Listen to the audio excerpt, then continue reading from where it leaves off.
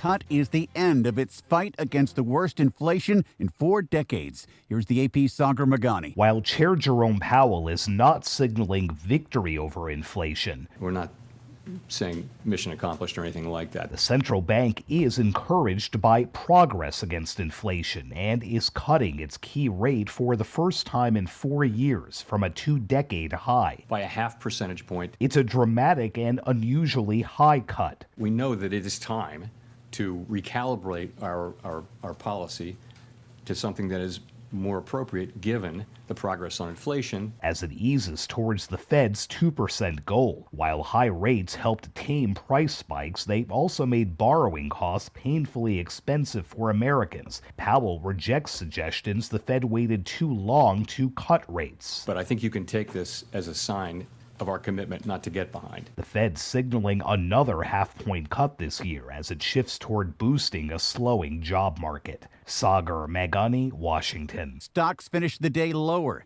Today in Lebanon, it was walkie-talkies and solar equipment that blew up. At least 14 people were killed. Explosions involving pagers killed 12 people yesterday. At the White House, National Security spokesman John Kirby reiterated there was no U.S. involvement in either of these incidents. It's widely believed Israel is doing this. The AP's Kareem Cheayeb is in Beirut. The Israeli military declined comment on both incidents. However, Defense Minister Yoav Gallant declared what he called a new phase of the war, as Israel focuses attention less on Hamas in the Gaza Strip and more towards Hezbollah. Harvey Weinstein pleaded not guilty to a new sex crime charge in New York. This is AP News.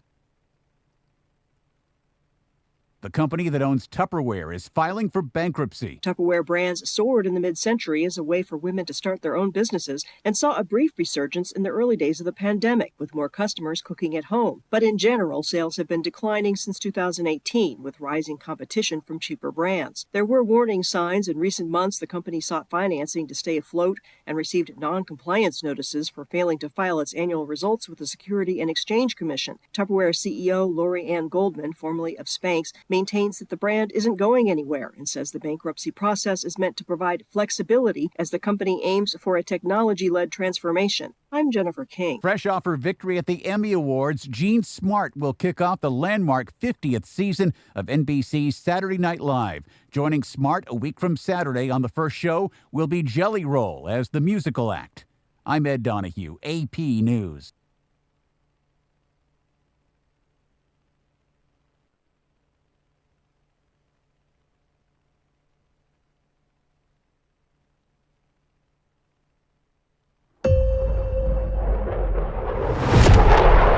The Earth is 70% water.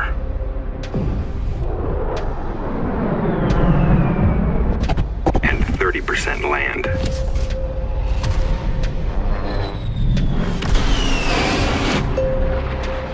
But the entire sky belongs to us.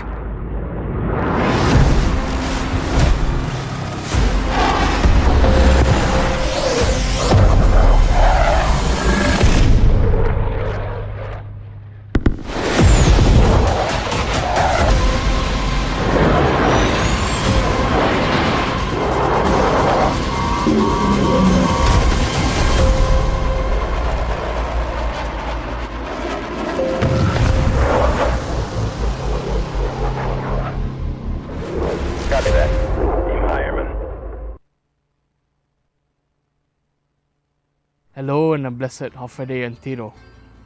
My name is Jose Rabago Jr. and I kindly ask today for your prayers.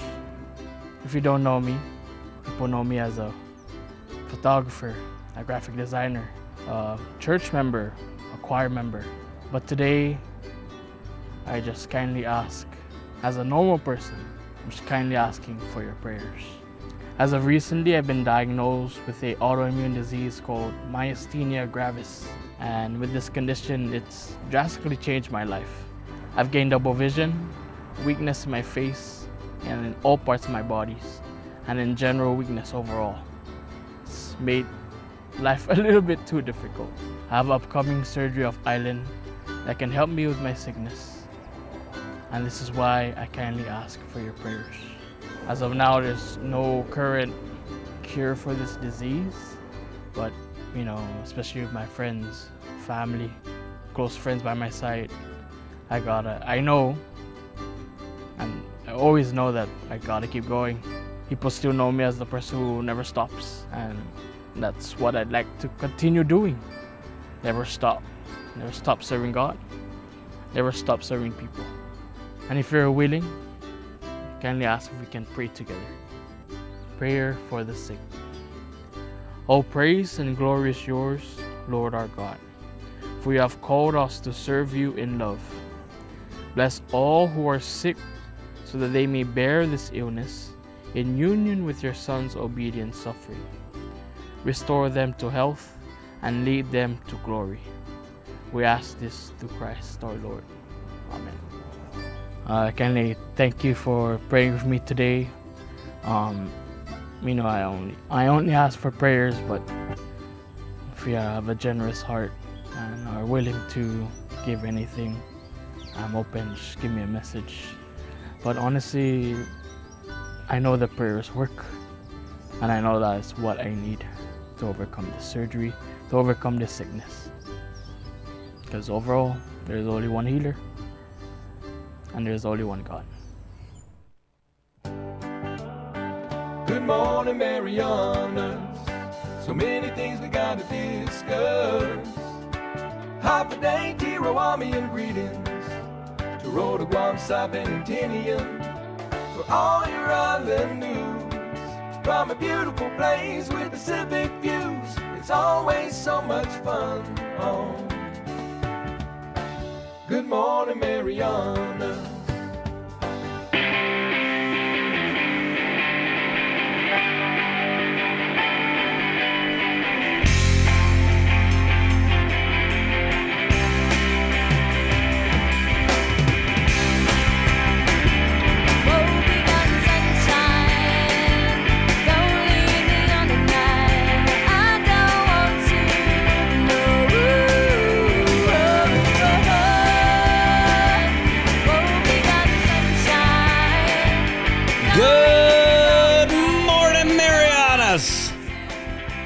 It's Thursday, September 19th, and you are here, and I'm here, and so I guess we're all here. What are we going to do about it?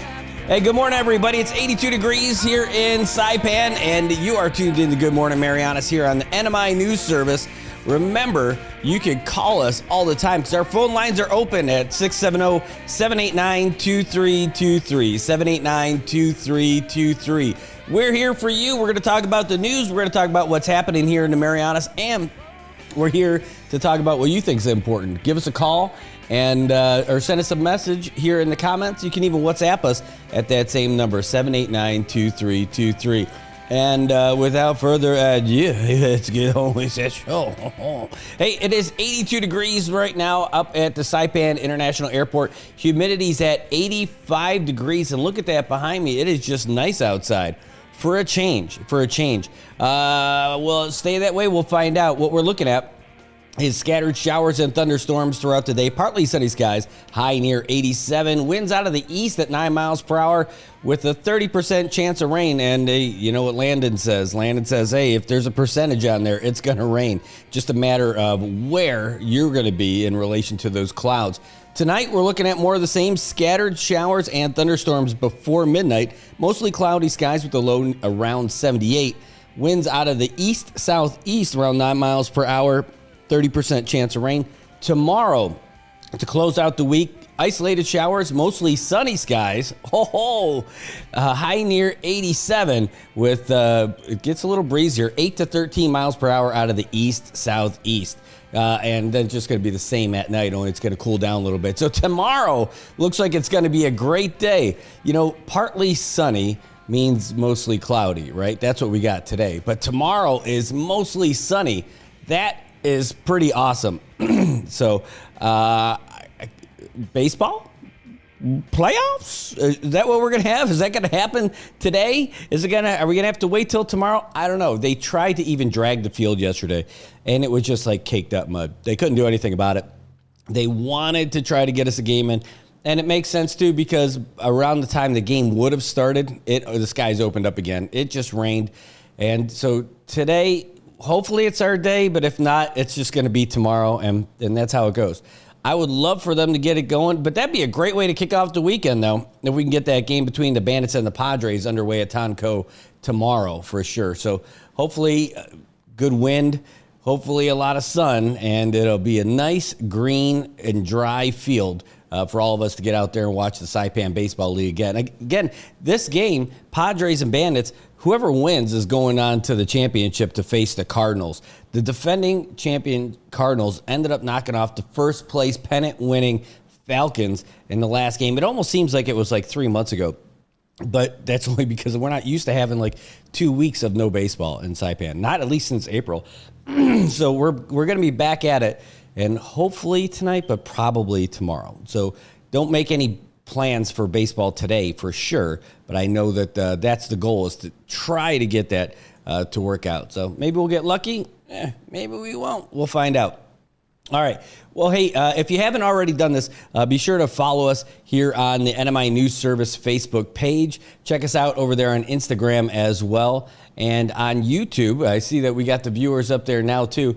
Go ahead and subscribe to us, please. And then hit that little bell, because then every time that we go live, you'll get a notification to say that we're live and you should go check us out. All right, so let's start getting to it. You know, today is something that we're looking forward to, and we should have a couple of guests in studio today. They were unable to make it a couple of days ago, but they rescheduled for today. So we're hoping to have them come in here in a little bit and talk to us about what is going on today at the Crown Plaza. Now, this is open up to the public, so if you want to end up going there and find out what you could do with these federal contracts and all those things that are happening, today is that day. It's at Crown Plaza. It's 9 o'clock. It's free to enter and should go all the way through to about 2 o'clock. So again, today, this is how you can find out what you could do. Maybe you don't have a business. Maybe you're going to hear something in this industry day and you're going to be like, you know what, I could open a business and cater to that community for whatever this is. Because there's going to be all kinds of dollars coming in. There's all kinds of activities that are going to be happening here. And I mean, it's a big deal. Now, here's the other thing. We had a really good talk with them on Monday. I met with these two contractors from PACAV, and they were talking about ways that we can get more engagement here. They're also part of the folks who sit in on some of these planning meetings, so for exercises and all that. And one of the suggestions I had is like, hey, you know, Cope North is a big exercise. It's particularly big in Tinian as opposed to Saipan, but there's a little bit in Rhoda, there's a little bit in Saipan, and then they go ham in Tinian. But where it's really big is in Guam. And think about how big Guam is. They sell out every hotel in Guam. They buy out every rental car in Guam for this exercise. That's how big this is. It's a multinational, multi-service exercise. Guys, Cope North is big. So we had asked is there a way to schedule an exercise where you have something like that coming to Saipan? Because while we're talking about all these military things and where's the business coming and all that, something like that would be pretty massive. I mean, that could make a hotel's year to be sold out for like 2.5 weeks on a week that we're not busy in Saipan. You know, you wouldn't want to do it during Golden Week, right? But right now, I think everybody just would want to get any week that we could have like all those. Imagine every car in Guam. Guam is massive. Guam's rental fleet is incredible compared to what we've got. Everything's sold out. You cannot rent a car because every rental car is sold out. Every hotel room is booked. That's how massive this thing is. So if we end up having something similar out here, or even something naval related too, because there's other exercises and there's other ways to do that. And so one of the suggestions that we had was that to bring Saipan into the fold, because for sure, Tinian, there's a few rooms in Tinian, right? There's not a lot of rooms in Tinian. And some of them didn't get finished. Some of them did, but Tinian doesn't have as much room to have all of that. So have a little bit over here too. whatever it happens to be, there's certainly other opportunities to have stuff over here too. Now I know that the big divert thing is there, but like they're redoing North Field. I mean, they are repaving and resurfacing North Field in Tinian, which is pretty big. I mean, that's going to be a massive undertaking, and then that's going to open up for big exercises. Now, when those exercises come, they come and go, and then there's nothing going on for a while. But for all those planners and everything like that, unless they're flying back and forth all the time, they have to put up their own housing for that exercise, like tents and all that, which they do. But the actual planners, the event planners, they stay in the hotels. They're not the ones sleeping in the tents with all the inline folks. So if we could end up having something like that, it would be cool. Again, more than anything, we said, look, if there's all this talk about the Chinese, we gotta do something to combat the Chinese expansion in our area. Well, if we're gonna do something like that, then how about we reel in some of our allies and do this with them? Maybe it's a different exercise. Have something with Australia. Have something with Palau. Have something with Philippines. Have something with Korea and Japan, and have it kind of based over here. You can fill up some hotels. You can fill up you're going to need the conference rooms. They're going to need all kinds of stuff. They're going to need to eat. They're going to need transportation. And it's a great show, especially if you're looking to, like when we hear about the pivot from the governor's office. If they're really looking to make a statement about a pivot away from Chinese tourism, and they're looking to do that to send a message to China that, hey, we're good, then get all your allies involved. Get all the guys that are going to be part of our team in the event that something does go down. Make it, send over a fleet of kangaroos. Like from Australia, like the koala special teams. Oh, look out! It's the Wallaby Brigade. I mean, like whatever it is, like have everybody come here again. And the Philippines, I'll tell you what. If you have the Philippines military come here, it would be pretty awesome. The Filipinos would go ape seeing that stuff. Like I would, because when I went there, I was going crazy checking out all of the gear. I was there a couple of years ago I was in the Philippines for a VFW event, and it was during the time of the Philippine Independence Day. And, oh man, they had all kinds of cool stuff out there. Like they had a helicopter, like outside of the mall. Like they had a jet inside the mall. I'm serious. In the mall. When you walk in, all these guys in uniforms. Of course, they got some weapons out. A Huey, like an old UH-60. It wasn't a Black Hawk. I mean, it was a Huey. Was there. And it was all over the place. And with everything that's going on with China and the Philippines right now, I mean, what a great opportunity to show their solidarity with the U.S. military and in an exercise that's out here. I mean, it would be awesome. I mean, I don't know if you guys are paying attention to this. Maybe you're listening when we do the AP updates. But I'll tell you what, the video of these confrontations between the Chinese Coast Guard and the Filipinos, it's brutal. They rammed, the Chinese Coast Guard rammed Filipino ship. And if they didn't hit it high up on the deck, they would have sank that ship. And one of the reasons why we're able to see this kind of footage is because a 60 Minutes crew from U.S. military was on, or not U.S. military, U.S. media, was on board to capture all of it. And they showed those guys grabbing sticks and getting ready in case the Chinese Coast Guard tried to board their ship. So I think that's the big win. Have another exercise out here. Reel in our partners out here. Reel in our allies. And if you want to show the adversaries who's on the same team, well, you find out pretty quick. I mean, if we're not going to replace the Chinese tourists with Chinese tourists, then, all right, go all in on this, right?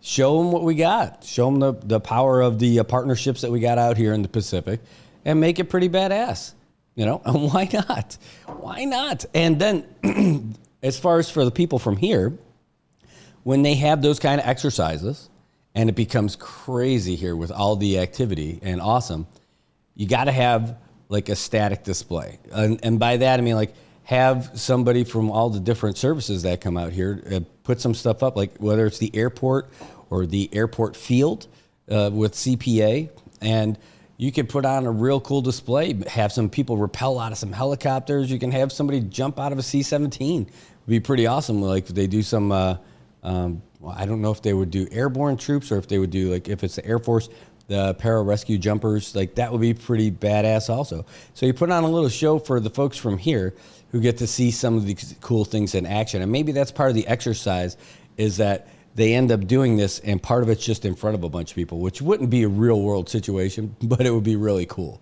It would be cool. I'd love to hear your thoughts on this, but this is just part of those conversations. So they're going to be doing the MPCs, the Military Planning Conference, and they'll end up talking about, excuse me, some of these ideas that we presented. And again, not going too wild, but having an exercise here that brings in people from all over. And here's the other cool thing about that.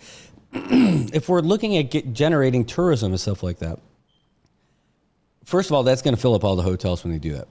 But when they go back to their countries, they're going to tell people about the experience that they had here too, and what it was like out here. And that's just a part of that constant conversation. They're going to do a better job. All right. I'm pulling that back a little bit. I'm not going to go, but I'm thinking it. But I'll tell you what, so the military does such a great job of documenting this kind of stuff. And they have a website. It's an online database for digital video and photos, and it's called Divids. And you can go on there, open up your own account, and you can do it today. It costs you nothing. And you will get access to all the cool things that the military is doing all over. And that's how, like, newspapers, like, that's what I was telling our papers here when I was doing that PA stuff. I'm like, hey, yeah, if you can't get to these events, it's okay. Check these out. These are people in the military whose whole job is to take cameras and into these cool areas and take photos and videos and put it up there, and you can use them. Just credit them, because every photo got its own caption and everything. Peeling says, this military operations are here within our Pacific Islands to function for 20 or more years. Camp Loss is built by billions. Spent billions are still in the planning to spend more. That means spending for both military upgrades and local infrastructure upgrades. Yeah, you're absolutely right. And they're here. Like, they're not setting up a full-on base in Saipan or Tinian or Rota, but they are putting up all those maintenance facilities and everything over in Tinian. And they are going to have training facilities over there in Tinian that they can use anytime, but they won't be using them all year. But when they come, they'll be coming big. I mean, like, they're going to get like a 10% bump in their population in Tinian every time one of these things kicks off. So it's a good thing to have. Hey, good morning, Vincent. Good to see you too. Thanks for tuning in. Appreciate it. And Doris, good to see you too. Holy cow, great to see you. So that's what's happening now. It's Industry Day today. So while the military is thinking about what they could do here and how they can be a part of the community and kind of get a seat at the table that they don't really have right now, today's the day where all these billions are essentially being invested into our area. Today's the day where local contractors can find out how they can get a piece of that pie by providing some kind of product or service throughout this. I'll call it a buildup, but it's not really a buildup. Let's just say through all this construction process.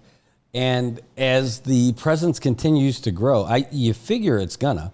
Those opportunities will grow too. So today is the day where you can go and learn how to do that. And again, it doesn't mean you have to have a business to go in there. Maybe you go in there and you listen to something, you're like, oh, I can help with that. And then they'll give you all the tips you need to go and set up to do just that. It's going to be pretty neat. So you could end up making quite a lot of dough if you do this the right way. No kidding. So that's what we've got going on today. After the show, we're going to head down there and do that. Before we get out of here today, again, we should have a couple of those folks come in here and talk to us today about how all of it's going to go. I know there's a big presentation that should wrap up around 11, but they're going to be there all the way.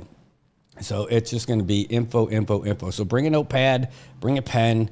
If you got a computer, you could bring that. You bring a tablet, bring that. Bring your phone so you could put your notes in there. But today would be a good day. And press the flesh. Get to meet these folks. Because when the person, face-to-face is important here. But these guys will remember you if you go up there and start talking to them. Take some photos and document this stuff for you. It's a great place to go. Fabian, I don't know if you're watching, but this would be a great thing for you to get out and check it out. Because, man, when these people come to town, if you give the invite to bring them over to check out your museum in SA, then, they're going to remember you when things happen. And probably, they'd want to make a point of getting you on board for stuff. I can't imagine they wouldn't. Veteran-owned, and this is part of the conversations. They said they want to do stuff for veterans, like veteran-owned businesses, especially disabled veterans.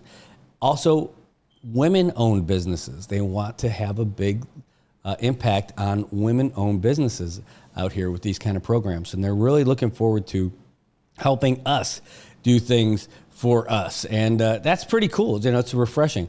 They don't want to see all this money go to all these companies in the mainland that have they already know what to do, right? We don't know all the spots to go to. We don't know all the sources to get and where to file for these things and to look for these projects and all that.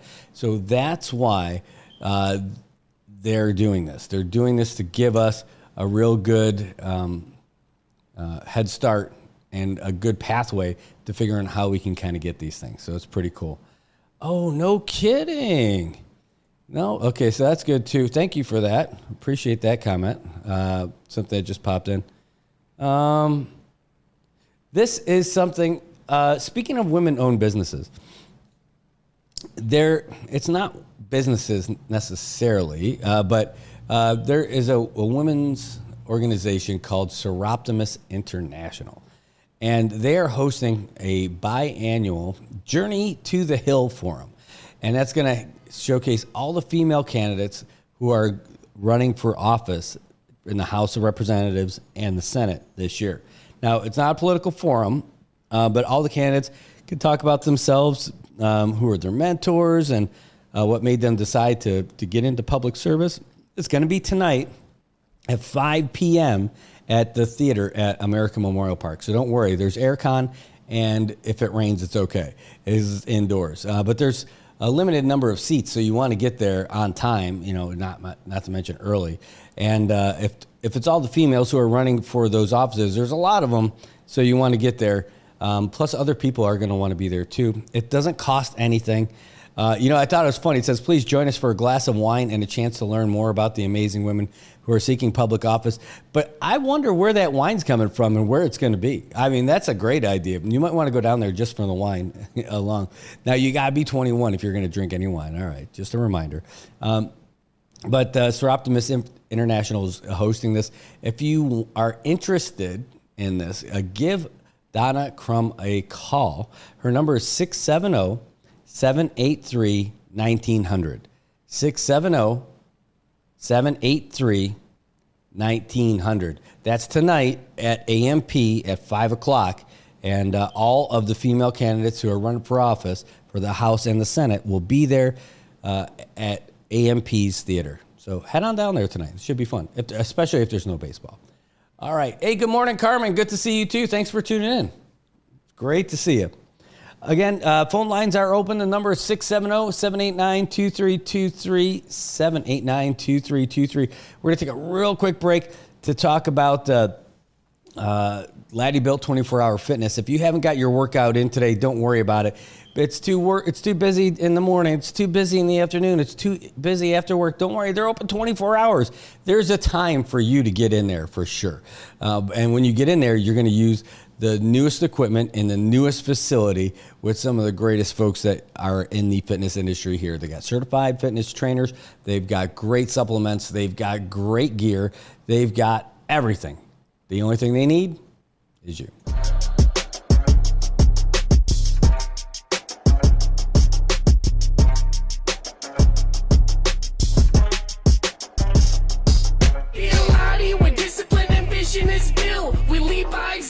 Persistence to build, be the inspiration they witness approve. We do what we do by the rules. in the book. We be a lottie where discipline and vision is built. We lead by example, persistence to build. Be the inspiration, they witness the proof. We do what we do by the rules in the book.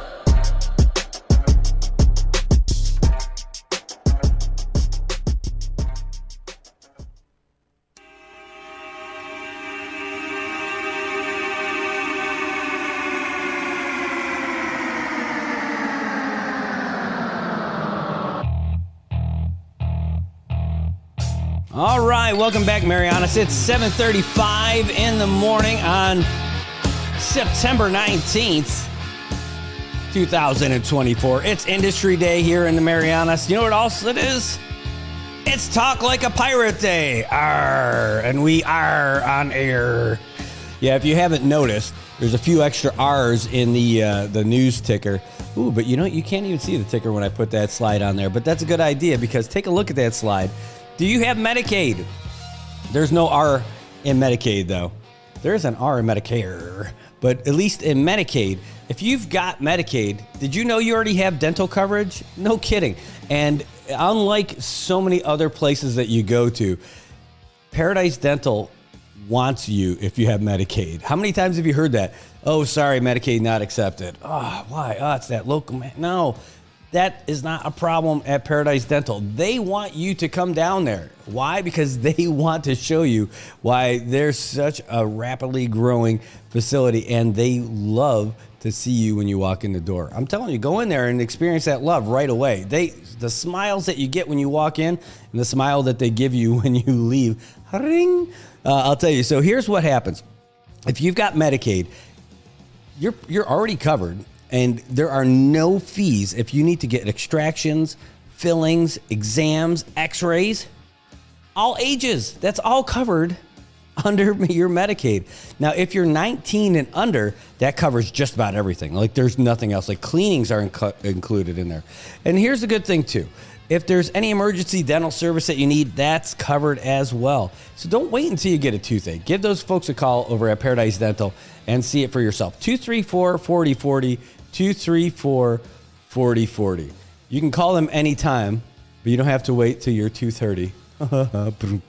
Be here all week, folks. Be here all week. All right. So I'll tell you, it is great to see you guys in the comments. Juan, thanks for coming. And Melanie, oh my gosh, congratulations to you, Melanie. All of a sudden, I see this smiling face on Facebook who just announced that she is expecting. Congratulations.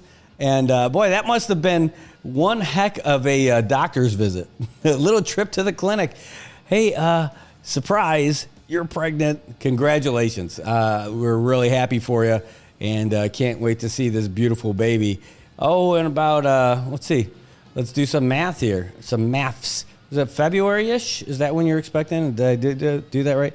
October, November, December, I think February, March-ish, somewhere around there is when you're due, it sounds like. So congratulations. That is great news for you. And I know you got to be excited. I am terrified by the prospect of having another child at this age right now. I mean, I don't know if I'll be able to get my body back, you know? But really what it is, the whole idea of, I was doing the math, and if all of a sudden we found out we were blessed with another child, then it would be, math is a thing. I'm telling you, math is a thing. Because I figure I would end up being like 68 when my child would be graduating from high school. Oh, God. The prospect of being 68 years old and, oh, man, oh, I know. I think I'm going to pass on that plan. I'll wait until we have grandkids. I'll look forward to that because I don't think I can handle it. Not now. Like starting all over with diapers. You know, you got the floppy head and like, oh, you got to support everything. And then I remember it being nice for a while because once the neck gets stabilized, it's okay. Baby's doing pretty good and they can't go anywhere. That's great. And then that day happens when they become mobile and you have to watch every second because they could crawl into anything.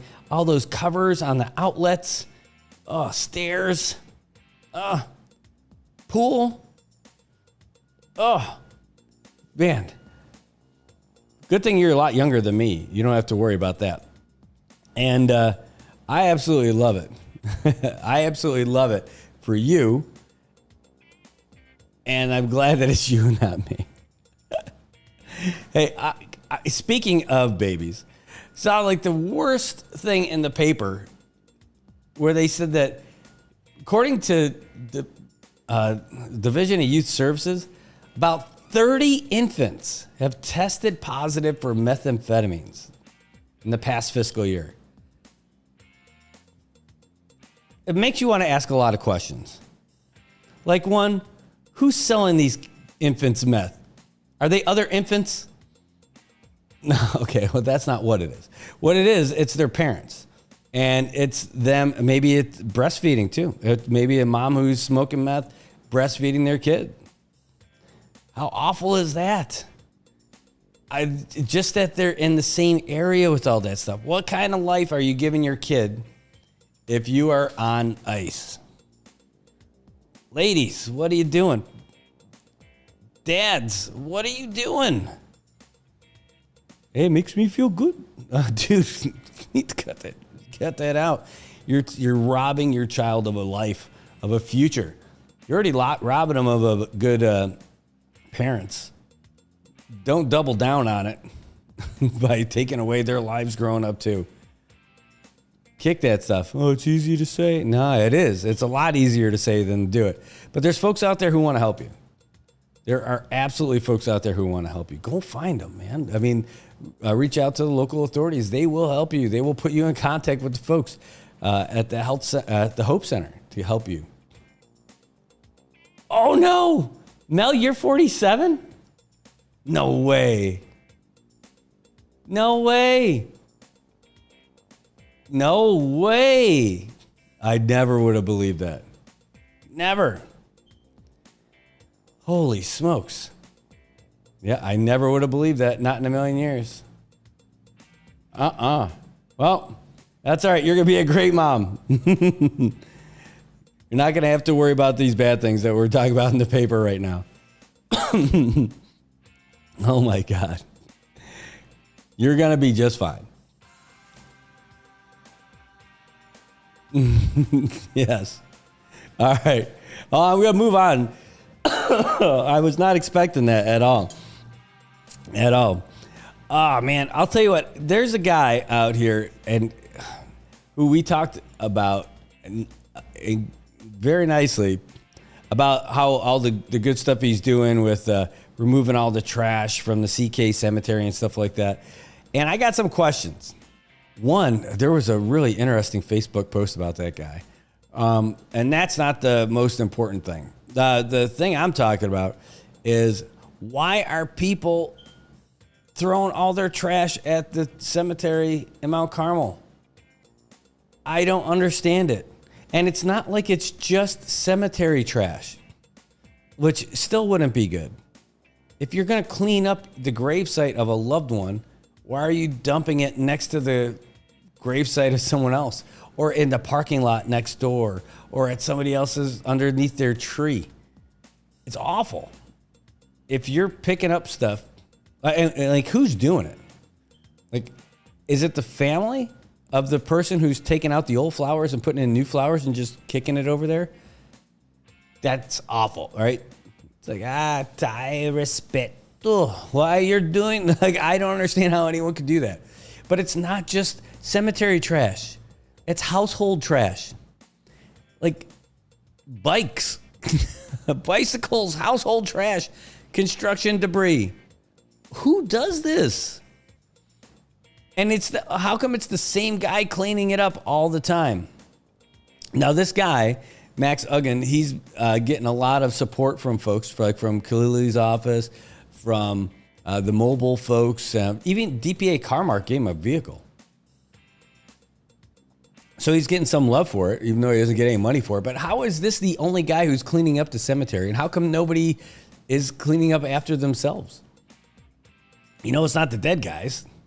Unless they are some serious partiers at night and nobody knows it and they just push it off the cemetery. But that's probably not the case.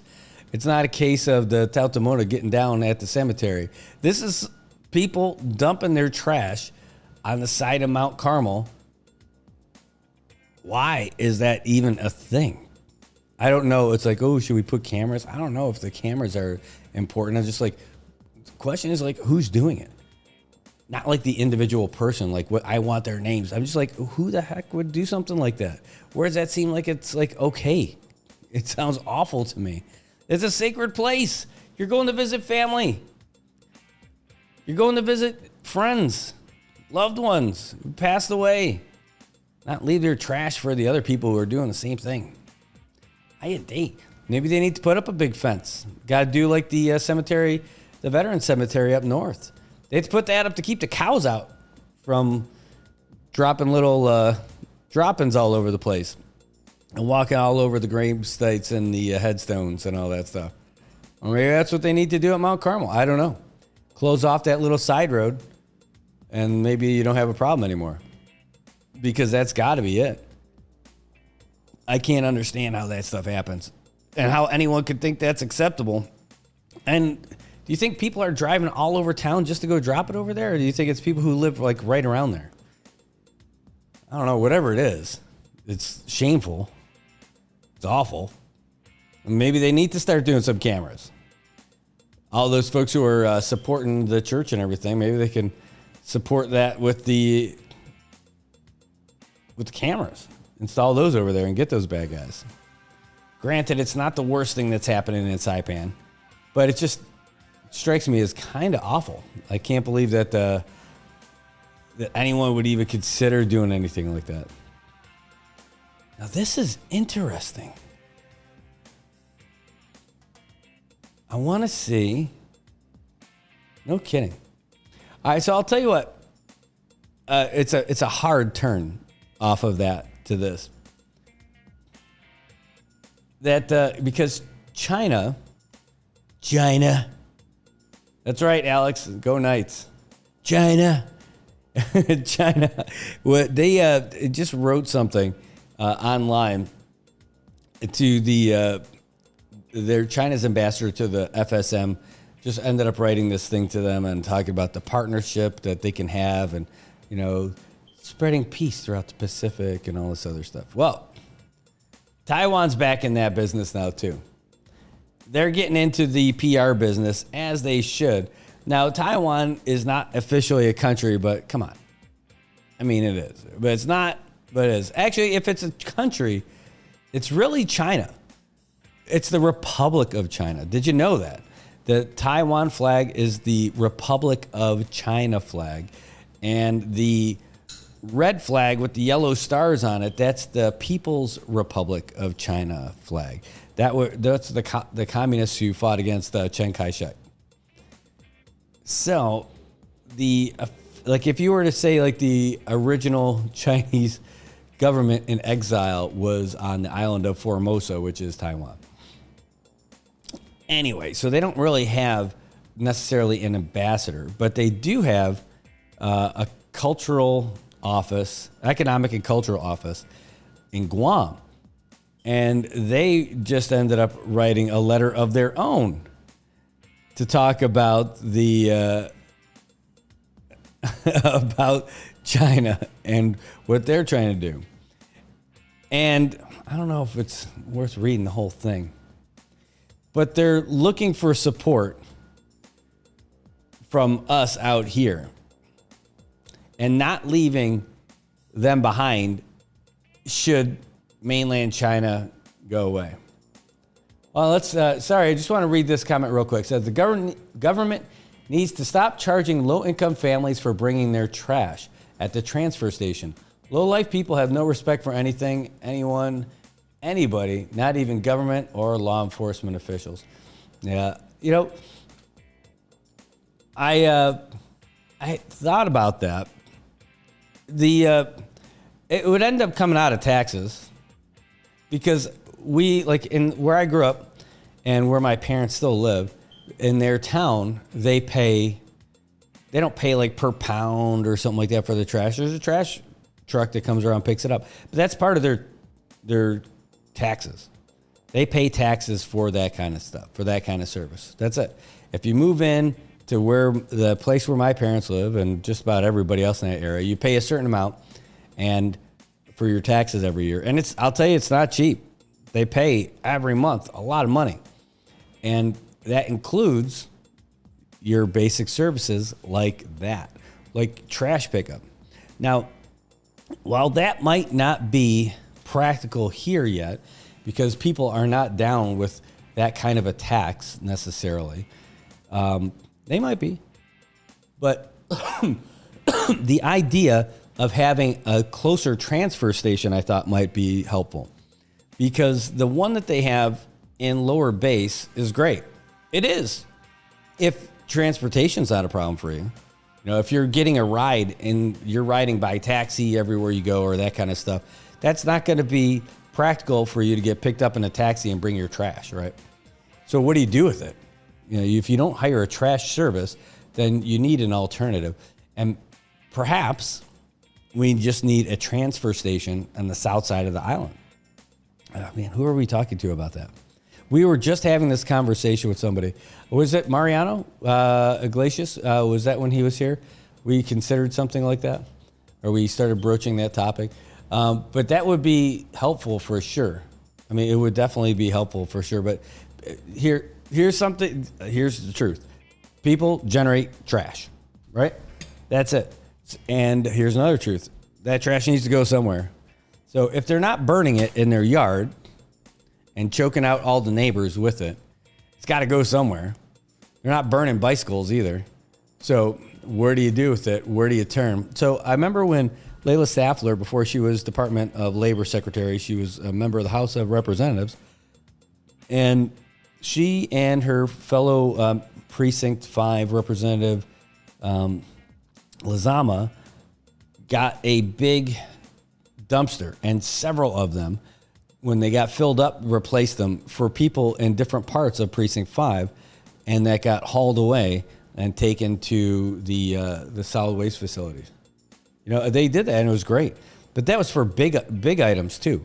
People were coming up with refrigerators, washers, dryers, couches, desks, you know, stuff, big stuff, right? People also came with smaller stuff. But they were really doing it for the big stuff. And that was a big help. Maybe that's what they just need to have, a transfer station somewhere in the South to help with that stuff. I don't know that that's the solution, but we need something. And if it isn't, like part of, toward the end of Governor Torres' term, they had the Governor's Council of Economic Advisors. That was one of the things that they were working toward for sure. They were working toward getting universal trash collection. Be great. I mean, we pay a company to do it now. I've had AYD ever since I knew that was, Pete. I'm like, all right, AYD. I know Pete. I'll go with Pete. I don't know the guys from the other trash companies, but we go with him, and we've had him ever since. Let's see, when did I start? Whenever I started living in a house instead of an apartment is when I started with them. I think it was 2000. Is it 8? So since 2008, I've been with those guys. And I'll tell you, it would be great if we didn't have to pay for it, for sure. If there was a universal thing where it just came out, it was like part of the taxes or something like that, it would be great. And the island would be so much cleaner, for sure. Definitely. The other one is, remember, seeing tires all over the place. You know, these tire shops would just go dump them. And you know one of the dumping spots used to be? On the past Kingfisher. The road now that goes on that back road that connects all the way over to the Calavera Road. Well, before it connected all the way to the Calavera Road, it was a road that hardly anybody went on because it was awful. And they would dump their tires off the side over there illegally. Man, another topic for another time, I guess. All right, well, we're getting close to the 8 o'clock hour, and around that time is when our guests should be rolling in today. We're going to roll with a commercial, and then we're going to get you the sports update. And by the time that's done, we should be ready with the 8 o'clock update from the Associated Press. So get your comments ready, get your questions ready. Remember, our phone lines are open, 789-2323. If you're going to call, do it when we're not in the commercial break. Call us when we're here so we can take it and not put it out to everybody while we're doing the call during the breaks. All right, so that's it. Just for taking a quick break now. We will see you after these messages.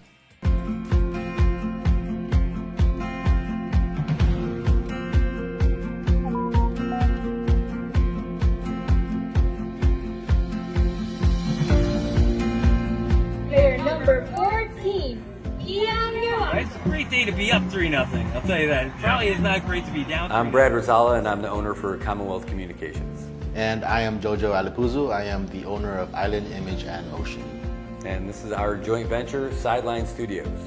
This whole concept that we have of doing all these live stream productions and covering news and doing live shows and everything, it wouldn't happen if we didn't have a great partner like IT&E, someone who can handle the bandwidth and provide it and then get us what we need when we need it, and then be a real partner for us for all the events, whether we're doing live sporting events, broadcasts. All of these things happen because of our partnership with IT&E. With IT&E providing us with the fiber and point-to-point and even the MBRs, it's just a great piece of equipment to use when we're broadcasting our sports, our events, our performances, especially our cultural performances. And it's just great to share our culture here in the Marianas with the world. And IT&E has been there from the get-go. The thing I like best about working with IT&E is how willing they are to come out and find a solution. Even for Liberation Day, we thought we had a pretty good solution for our live stream setup, and it turns out that we did not have the right setup that we thought we needed. That day, just before the parade, reached out to Paul and said, here's our situation. What do you think? He's like, we're gonna figure this out. While he's sitting there barbecuing, getting ready for the parade to start, he starts burning up the phone lines, calling everybody in IT&E, what can we do, what's the right solution? They left their families to do this stuff and get us the equipment that we needed to broadcast live. That's over and above. That's on a holiday. That's when he was out there spending time with his family. That's why IT&E is just the best, just really in touch with the people and the community. I recommend IT&E to everybody. Tell them the options are there, and you can choose whoever you want and then figure out what you think is the best. But when you're ready, when you're tired of having your calls disconnected or not having service, then you reach out to the guys from IT&E.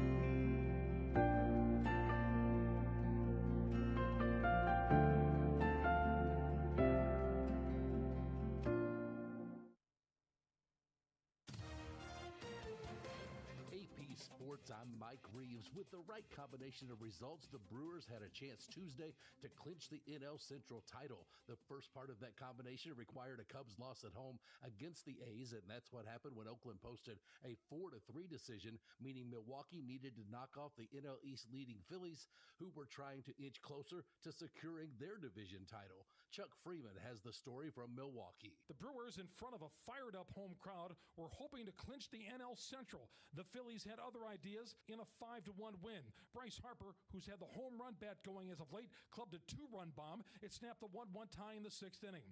And then starter Zach Wheeler did the rest, allowed just 4 hits over 7 innings. Harper says Wheeler is Cy Young caliber. I don't think anybody in baseball is better than him at this point. I don't think anybody in the National League is either. So, people down in Atlanta probably think the same thing about the guy throwing down there. So, but I thought he got robbed of it 3 years ago, and I believe he earned it this year. Wheeler moved his record to 16-6.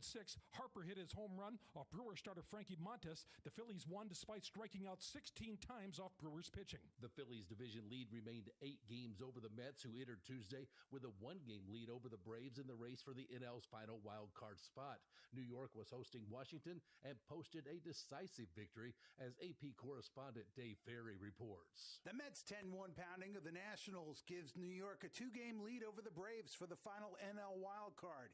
Pete Alonso was 3 for 5 with a 3-run homer and 5 RBIs. It doesn't come down to one individual. This is a group effort, and I think that all of us have risen to the occasion, and I think that we've been playing great baseball. Atlanta lost at Cincinnati 6-5 after letting a 5-1 fifth-inning lead slip away. In the AL Central, the Twins got a 2-run home run from Willie Castro and a 4-1 win over division-leading Cleveland, moving Minnesota 6.5 games behind the Guardians and giving the second-place Royals a chance to move a game closer as they hosted the surging Tigers in Kansas City. Here's correspondent Greg Eklund. Kansas City Royals shortstop Bobby Witt Jr. with a stolen base became the first shortstop in Major League history to have multiple 30-30 seasons, a year with 30 stolen bases and 30 homers. But Witt Jr. wasn't smiling after the Royals lost in 10 innings, 3-1 against the Detroit Tigers. 100%. Anytime you lose is frustrating, but it's just kind of trying to figure out how you can improve, and so we didn't come as far just to come as far. We got to keep improving and get to our where we need to be. Bobby Witt Jr. walked 3 times and scored the Royals' only run. Detroit is a game and a half behind Minnesota in the race for the final wild card. Coming up the rest of the night in Major League Baseball, WNBA scores, along with news from the NFL and NCAA. The NL West leading Dodgers lost 11-9 in Miami despite Shohei Ohtani's 48th home run of the season. That gave the second-place Padres a chance to inch closer as they played the NL West leading Astros in San Diego. Here's our Philip Gahn. Kyle Tucker's RBI single in the top of the 10th inning gave the Houston Astros a 4-3 win over the San Diego Padres. After each team exchanged runs on wild pitches in the 8th inning, the game got strange with 2 outs in the 9th inning as Jose Altuve appeared to have fouled a ball off of his foot and then was ejected when he removed his cleat to show the umpire. Sometimes you get hit somewhere in the hand and you take your batting glove to show that you got hit. I was expecting to do the same thing. Altuve's replacement, Greg Kessinger, would score the winning run on Tucker's head, then make a big defensive play to end the game on what could have been a game-winning hit off the bat of Manny Machado. With the win, it gives the Astros a 5-game lead over the Seattle Mariners in the National League West. The Yankees were looking to extend their AL East Division lead as they played in Seattle, and they did exactly that with an 11-2 win. Juan Soto belted his 40th home run of the season, and Aaron Judge drove in 4. The Mariners are now 5 games behind the Astros. The Yankees' lead is now 4 games over the Orioles, who were losers at home against the Giants. Our Craig Heist reports. Blake Snell allowed 1 hit and struck out 12 over 6 innings to earn his 4th win as the Giants battered the slumping Orioles 10-0. Baltimore has now lost 7 of their last 9 as they try to stay close to the Yankees in the AL East. Orioles shortstop Gunnar Henderson says he believes the team will snap out of it soon. Obviously, we know we've done it. There's new faces, but they're all really awesome players. So it's kind of weird not being able to get through it, but just got to keep pushing. It's eventually going to go our way at some point. The rest of the Major League Baseball results saw Colorado defeat Arizona 8-2. The Cardinals beat the Pirates 3-1. Texas outslugged Toronto 13-8. Tampa Bay defeated Boston 8-3, and the Angels shut out the White Sox 5-0. WNBA, the Lynx were 78-76 winners over the Sun. The Liberty beat the Mystics 87-71. The Dream beat the Sky 86-70. The Aces were winners 85-72 over the Storm, and the Mercury won 85-81 against the Sparks. NCAA, one school has come up with a way to add to ticket prices to help pay for players next season. Gethin Coolball reports. The University of Tennessee has announced a price hike for football tickets starting in 2025, with most of the increase going specifically to help pay players. The increase, announced Tuesday morning in an email to season ticket holders, notes a new 10% talent fee to help pay the proposed revenue share for athletes. NFL, the Dolphins have placed quarterback Tua Tagovailoa on injured reserve after he was diagnosed with his 3rd concussion in 2 years, and the Kansas City Chiefs are signing running back Kareem Hunt to their practice squad. Mike Reeves, AP Sports.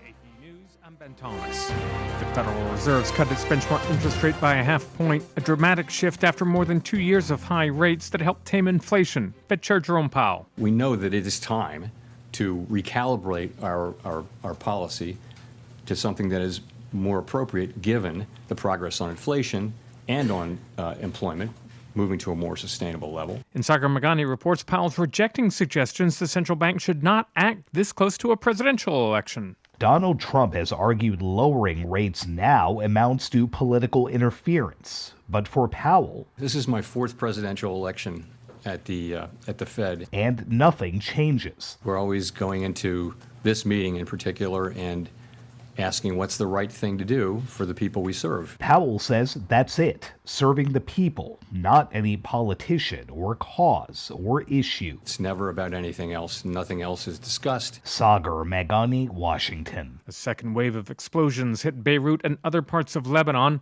Hezbollah officials and state media report walkie-talkies and even solar equipment detonated, killing at least 14 people and wounding another 450. Israel's defense minister Yoav Gallant, addressing troops, declared a new phase of war with the center of gravity moving north after being focused on Gaza. At the White House, National Security spokesman John Kirby. What I can tell you is we were not involved in yesterday's incidents or today's in any way. As for the situation in the region overall, we still don't want to see an escalation of any kind. We don't believe that the way to solve where we're at in this crisis is by additional military operations. Another judge has refused bail to Sean Diddy Combs. He's facing sex trafficking charges. This is AP News. Seth Suttel now with the AP Markets Report. Stocks finished mostly lower on Wall Street after the Federal Reserve kicked off its efforts to shore up the economy with a big interest rate cut. The S&P 500 fell 0.3%, still within 1% of the record high it set in July. The Dow fell 103 points, about 0.2%. The Nasdaq Composite slipped 0.4%. Federal Reserve Chair Jerome Powell said inflation had eased enough for the Fed to start lowering borrowing costs. The Fed's half-point cut was its first in more than 4 years. Treasury yields mostly rose in the bond market. Seth Suttel, New York. Google's won a court challenge against a nearly €1.5 billion antitrust fine the European Union imposed 5 years ago over online advertising. And about 45,000 dock workers along the east and Gulf coasts are threatening to strike on October 1st, the International Longshoremen's Union demanding significantly higher wages and a ban on automation. I'm Ben Thomas, AP News. Thanks for listening.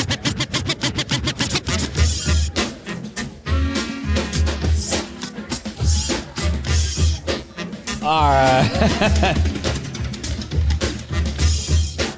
Not everybody knows this song. I do, though. And I'm not playing it for the bad reason, only just because a little bit about the one of the lyrics and hearing the AP story. Like, those are the two references that I know about pagers. All right? I mean, think about this. Hold on, I gotta find it. I just remember it with a little bit of gold and a pager. It's in there. Some of you guys will know this song. Oh yeah, because I'm a teenager with a little bit of gold and a pager searching my car. That's it. Hey, so I just hearing those stories from what's going on right now in the Middle East. It is just wild. I mean, enough to where I had pulled up an old NWA song that references a pager, because pagers blowing up, and that's used to mean something different probably about 20 years ago.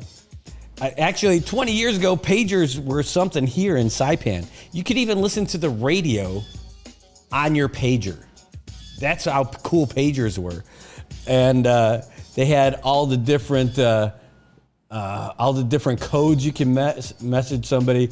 Hey, if you get this code, this means it's from me. If you get this code, it means meet me there or call me or something. Like, oh my God, it used to be so 007 with pagers.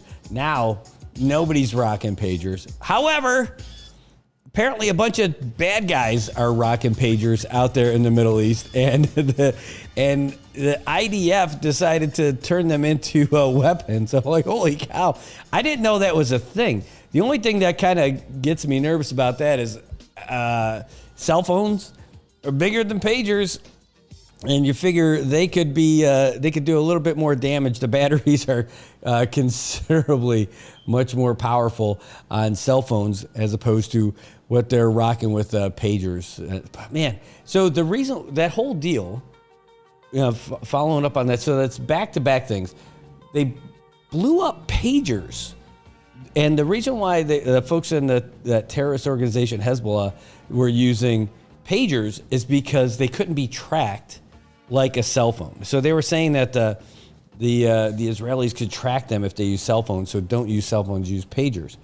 But then somehow, even though they haven't claimed credit for it, they're saying that they blew up all those pagers. I don't know how they did it, but they were able to maybe overload them or something to the point where they would explode. They ended up killing a bunch of people and wounding thousands of people. It's just somebody figured out that can happen. So they did that. And so then I was reading another report saying, holy cow, you know what that does? That also gives them a pretty good database of all the people going to hospitals saying that they are, involved with those guys. So even if it didn't kill them, all these guys who are going to the hospitals are going to be documented as these bad guys, these terrorists or terrorist affiliates. And then they doubled down. They did it to walkie-talkies like today. I guess they're using walkie-talkies and pagers. Just wild. It's so thankful. When everybody thinks the whole world is like us, it just surprises me that nobody thinks about there's real issues. Well, everybody's just trying to be all happy-go-lucky and we all should be the same. We're not. We are not all working. We're not all living in the same petri dish. We're not all on the same playing field. Some people definitely have a better spot. And we are people that are in the better spot. No matter all this stuff that we've got going on out here, it's so much better. Oh, Tobak, good to see you, man. I thought about calling you out of the blue for the show today. And I'm like, oh, man, he might be doing some family stuff or something, so I didn't want to bug you. But I thought it would be a nice call just to give you a ring and check in on you and see how things are going with Familia and Castro down in Guam, down in Malesu. But it's great to see you, partner. It is great to see you. And hopefully we'll be able to see you for baseball, whether it's tonight or tomorrow also. We'll see how that goes. It is just an interesting thing. Hey, Sammy, good to see you too. Thanks for tuning in. Thanks for being here. Hey, and again, just a real quick reminder, the phone lines are open, 670-789-2323. We're going to be heading down to Crown Plaza after the show today. They just finished doing NAVFAC Industry Day over in Tinian yesterday, and that was over at the Western Lodge for the Bar K restaurant area. Ooh, ninth night was last night. Didn't come home till 1 a.m. Wow. Man, I hear you. That's why I didn't call you out of the blue. It's not like you're just on a fun, whimsical tour. I know you got a lot of stuff to do down there. But getting back to this Industry Day, it was yesterday in Tinian, and today it's going to be at Crown Plaza from 9 o'clock to 1. But usually the way these things go, people stick around for conversations after. If you have business cards, bring them because you're going to hand them all out. There's going to be some heavies there too, including the Admiral for Joint Region Marianas, Brent DeVore. He's going to be there, 356th so easy for me to say. Expeditionary Civil Engineer Command Group. Their commander is going to be there, Colonel Frank Blas, and he's going to give the opening remarks, so it's going to be pretty great. There's going to be all kinds of folks there from the Navy, the Air Force, the real estate divisions, the small business group, human resources, planning, development, design, construction, you name it, they're all going to be there. And whether this can help you get a piece of that pie. And I'm telling you, don't miss out. Don't miss out. Let's see. What else do we got here? Oh, yeah. Just seeing the comments all over. Miguel, thanks for tuning in. Good to see you, too. Great to see you. Thanks for being a part of the show today. It's great to have you here.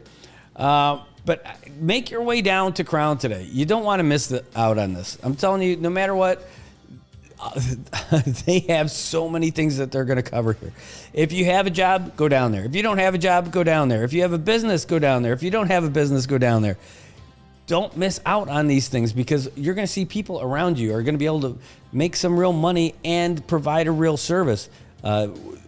So this is a great opportunity for everybody to get down there. So that's like today we are going to have our Armed Forces meeting, our Armed Forces Committee meeting for the Saipan Chamber of Commerce, but we pushed it to next week so that we can go to this because this is it. It's a treasure trove of information, and it's a great opportunity to network with people who can really have a lot to do with changing your economic status, and your ability to know what's coming is big off of this too. So you don't just have to read it in the paper or listen to me yap for a while. If you just check this out, if you go to these kind of things, you're going to be in the know. You're going to be one of those people who can explain it to other folks, and you're just going to know for yourself. That's a bigger piece of this, and then you get used to these folks. You'll see them all together and at the same place giving out good information. Oh, I gotta say something. Hold on. I think I want to phrase it. I read the comments in the Variety as much as everyone does, and I would look for it in the Tribune too. If anyone commented there, once in a while I would get somebody. But man, it's not. I wouldn't say it's a pet peeve, but it's something I laugh at. When somebody makes a comment and they like their own comment. Is that the dumbest thing? And then they double down on it by using their other profiles to like that comment. And they're so obviously the same guy. I can't believe it. Like, why? Why are you liking your own comments? You're just... if you don't, that's like voting. If you don't vote for yourself, okay, I guess. But it's not like a vote. You're not running for anything. It's just liking your own comments. I just think is the funniest thing. So funny. All right. Again, not the most important thing in life. While we're waiting for baseball to come back, I can tell you that soccer is definitely back. And, Andrew Roberto, he's one of the reporters for the Marianas Variety. He doesn't cover sports. At least I don't think so. But he is, made a comment on Facebook the other day that cracked me up. He's like, I have a theory that the Soccer Association's goal is to have every woman in Saipan to join one soccer league or another because there's so many of them. I think you're right. For sure. Anyway, so soccer is back. The youth league is back. The interscholastic league is back. The women's league started last week, and the men's league starts this week. It is full on soccer season. That's right. That means I'm going to end up putting on my Pyre jersey and being the angriest little meatball out there when I'm playing with my teammates out there on the field. Sometimes I'm going to try to kick the ball. Sometimes I'm going to just go all Mike Allstott and rumble my way to the net. And hopefully, every squirrel finds a nut someday, right? So hopefully the ball will bounce off me and go into the net somehow. That's it. Soccer is in full swing. And it's the perfect time to do it because the weather is just so lousy. It says, come on, youth baseball. My son's catcher gear is smelling good, and that's bad. Oh, my God. You know what? You're right. Youth baseball is going to be great. This is just the worst season to try to do it when it's wet like this. This wet season, rainy season is no good for this stuff. But that comment about the equipment, the smelling, so I know what you're thinking. You're thinking baseball gear, right? You got your chili cup, you got your shin guards, you got your chest protector, the catcher's mask, right? All that stuff's probably nasty. But playing hockey, your full body is covered in stuff. It is. I'm telling you. So you got elbow pads, you've got your gloves, you got your pants, you got your cup, you got your shin guards, plus all the socks, and then the jersey and the helmets. If you don't, and it's dripping at the end of the game, the whole thing. I mean, even though you're playing on the ice, and it can be really cold. Some arenas are cold, some of them not so much. And those that are not cold, it sucks so bad to play. But even when it's cold, you are sweating a full body sweat and soaking all that stuff. when you get home, you keep all that stuff in a bag. Like, think of the biggest duffel bag you ever seen. Like, it all fits in there. Plus your skates. And then you got to air all that stuff out. You got to take all of it out of the bag. Otherwise, it just becomes a little terrarium inside. Well, for me, it was in the basement. We just threw our bags downstairs some days after long games. If you don't air it out, it's awful. I can't imagine what it was like and it's not like here where you could just let it air out outside either. You can't, because it's frozen outside. It's wintertime, so you got to let that stuff air out somewhere. So I would have, when I had an apartment, I would do that in the spare room. And then when I lived at home, it would be in my parents' basement. And oh my God, I can't imagine thinking about, I'm trying to think about it. And also maybe I mentally blocked those thoughts of when all three of us were playing hockey at the same time, my brother and my sister and I. And at one point, my parents were taking us to 5 different teams to where, like, I played on a school team and a rec team. My brother played on a school team and a rec team. And my sister just played for the rec team. Oh, God. Oh, yeah. You know what? I know what you're talking about. And Louisa, I could really make a great joke off of that. But I know what you're talking about, because they do have those where you could put them in your hockey bag, where it would be like an odor-absorbing hockey puck. It's not an actual puck, but it's like one of those things. But there were days where, like, if there was a tournament or something and I didn't air out my stuff the night before, oh my God! And you could smell it. It's so bad, especially if there's someone on the other team that didn't wash their stuff, and you hit them, and you're just like, oh, dude, you freaking reek, It was almost like a weapon to the other team. You're still gonna hit them, but you don't want to be near them. Oh God, just awful sights and smells of sports that I hadn't thought about in years. That's fantastic. Oh yeah, Vincent Raymond. Yeah, the aroma. It's not as bad. No, it's worse. It's worse than the aroma of Tacoma.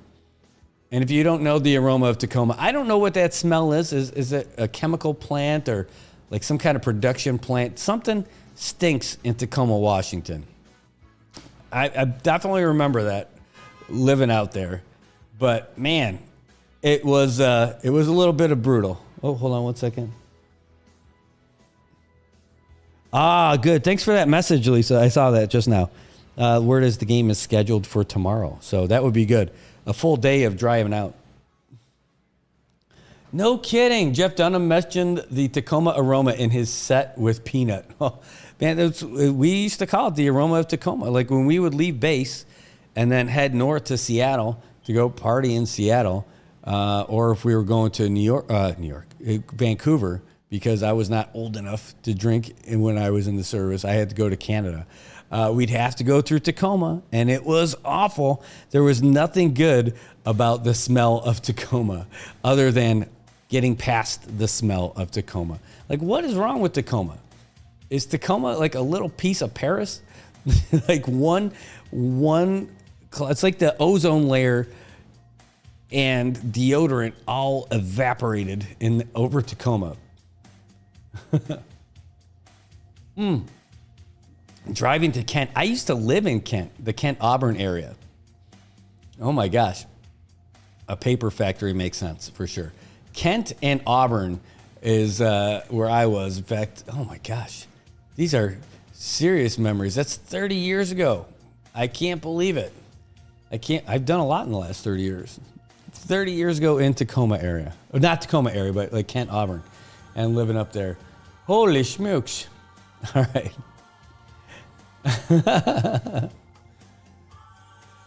Yeah, I'm laughing. So by the way, I'm looking at comments from all over the place while I'm sitting here. If you don't see the comments or you're wondering what I'm laughing at, it could be from any one of 2 different WhatsApp accounts, 2 different Facebook pages, and our YouTube channel. So there's comments that come in all over the place from you guys. Even if you're not all in the same place at the same time, I'm doing my best to see all of them and keep this thing going. It's great. Oh, man. All right. Hey, so I am waiting for new info. The Shack, Saipan, it's behind me over there. It's the best place to go. If you need a little bit of food and a whole lot of love, go to the Shack. Don't miss out. But they were experimenting with their hours of operation a little bit, and they think they've got it figured out. So I'm waiting for that new schedule from them so I can get it to you. They were closed on Mondays, and then they're like, you know what, maybe we don't need to be closed on Mondays. Maybe we need to be open. So we're going to figure it out. And then they tried the hours and changing the hours and all that stuff. So as soon as I get that, I'll update you guys. But talking with MJ and the crew across the street, it looks like they've got some things figured out. You know what they definitely have figured out? How to cook. Oh, my God. So the food and lunch specials, like they've got all kinds of regular things there, and their lunch special changes daily, right? And those are always good. But if you want to treat yourself to something not healthy but amazing, you're lucky if the cheesecake is there. And when they make it, oh, I'm telling you, every little morsel of that is delicious. None of this stuff is like that store-bought stuff. No, this is, they make it everything from scratch there.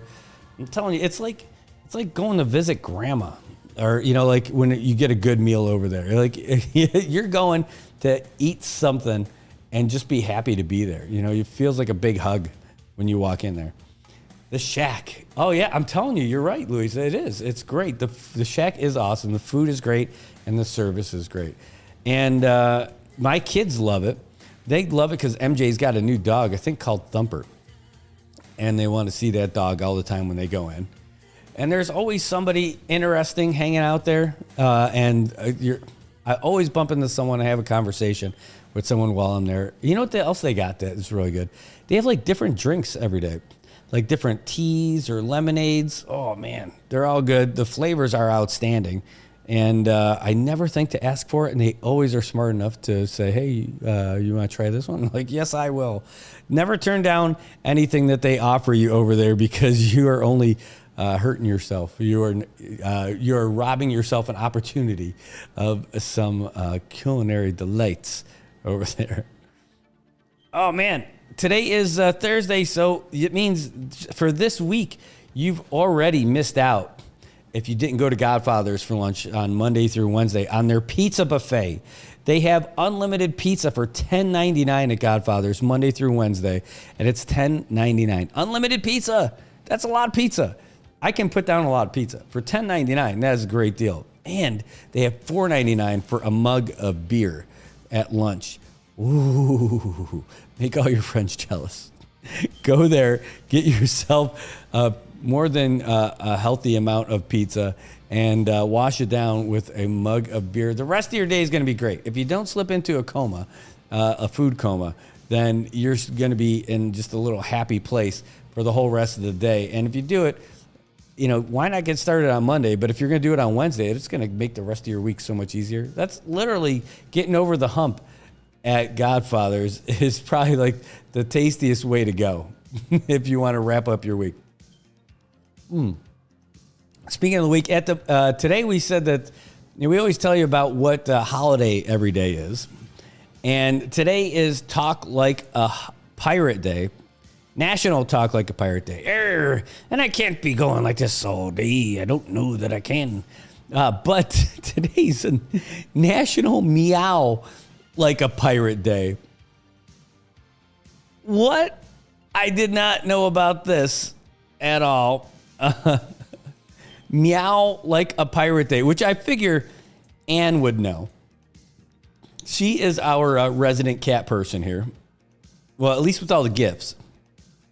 So let's see what it says here. The history of it's a national holiday. History of National Meow Like a Pirate Day.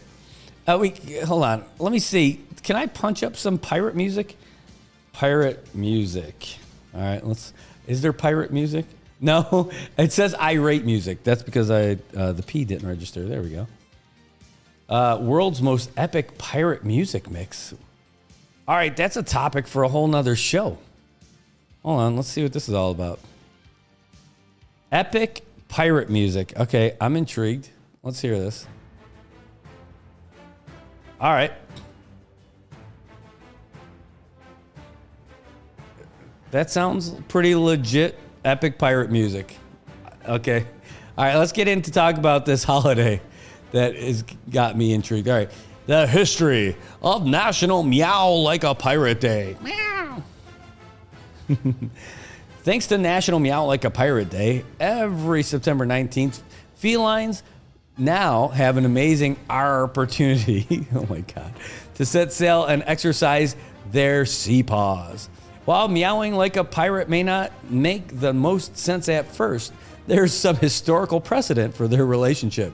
Cats, long seen as creatures of either good or bad luck, often rode along with pirates on the high seas. The sailors saw them as good luck charms who would keep away the bad spirits, and of course rats.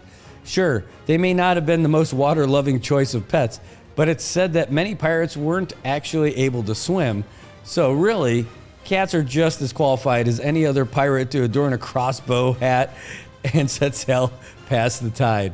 Cats' mysterious, independent personalities make them the perfect companion on a pirate ship. When it comes to piracy profession, captains and their buccaneers didn't have time to wonder where their ship cat was as they plundered victims' clippers.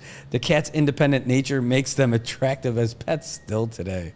Another reason pirates and cats made a great match is their predatory natures. They use the element of surprise to attack their enemy. So it only makes sense to have a day to celebrate both the prowess of cats and the swashbuckling style of pirates all at once.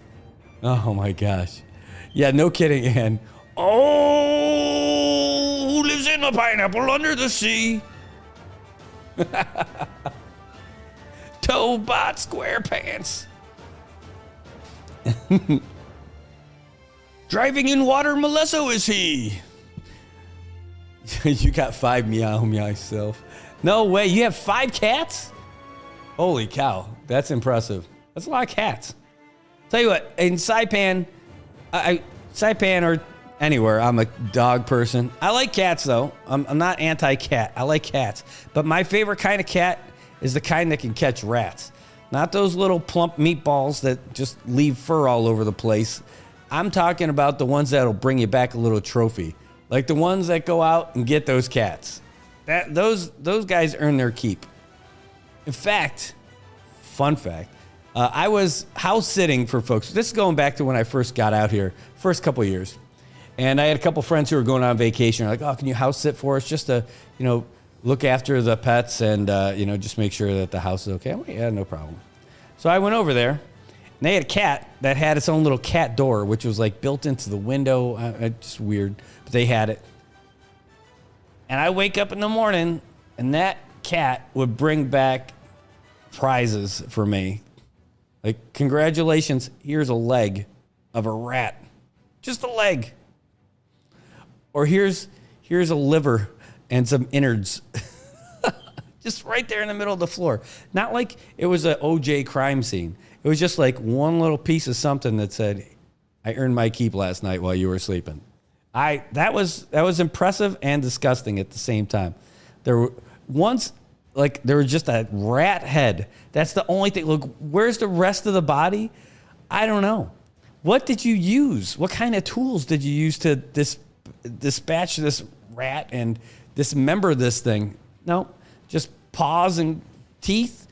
I just left it on the kitchen floor. Yeah, well, the good news is they got the rats, and probably that you would think that would send a message to the other rats. This is not your place. This is my place. Yeah, so I appreciate those kind of cats. Now, the only thing is there a guarantee that the cat you get will take care of those things? That's the only problem. There's no guarantee that you're going to get the right cat. You might get a defective cat. You might get a cat that does not rat very well, and you need that. Yeah, exactly. What kind of tools, indeed? Like, what is a cat using? There's nothing. It's not cats. They are mysterious. They are interesting. Again, I'm a dog person. I don't figure dogs bring me parts of stuff. Now, my dog, if they get out, they are going to leave me. They're going to leave some shrews in the morning. And, you know, shrews are like the worst. Or they're like the least bad of all the little rodents out there. Right? They're not bad. The shrews, I can deal with the shrews. They don't do anything. You know, they don't stay. They're just nosing around for food. And they are harmless. Rats, though, oh, man, they'll get in. They won't leave. You got to evict those things. Not in a good way. Eesh. I'm like, you don't have to kill the shrews, but get those rats. Get those big ones. All right. All right, guys, we're going to take a real quick break. We come back, we're going to have more about what's happening here in sunny Saipan. How often do you get to say that? In the last 2 weeks, we haven't been able to say it, but we are saying it now because it's pretty awesome. So we'll be back with more. And remember, today is the NAVFAC Industry Day at the Crown. After this show is done, get down there. 9 o'clock to 1 o'clock at the Crown Plaza. It costs nothing, but you could make a lot. My name is Kelly.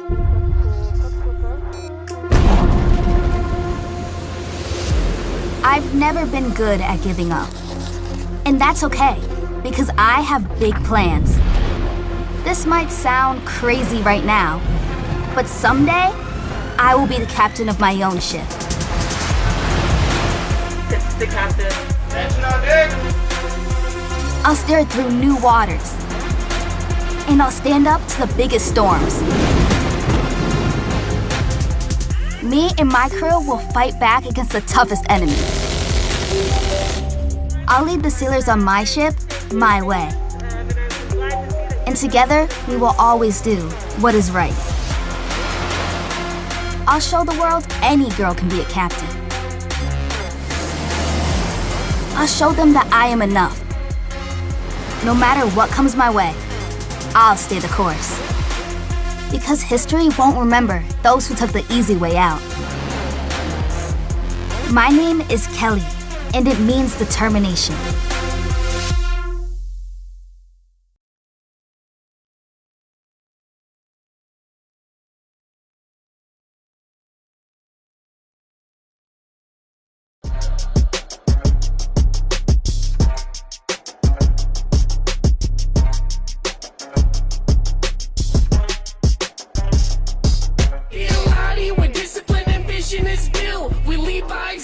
Persistence of build, be the inspiration, they witness the proof. We do what we do by the rules in the book. We be a lottie where discipline and vision is built. We lead by example, persistence of build, be the inspiration, they witness the proof. We do what we do by the rules in the book.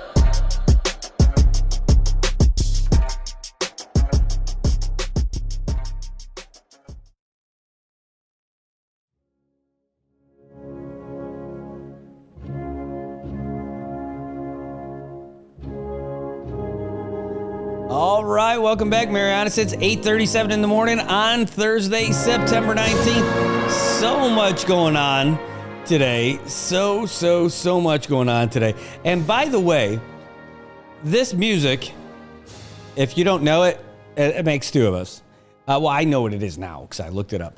This is the Republic of China, the Taiwan national anthem. Why am I bringing that up? Well, for a couple of reasons. One, because I saw this letter that came out as an opinion piece from the Director General of the Taipei Economic and Cultural Office in Guam. Turns out they actually have two offices.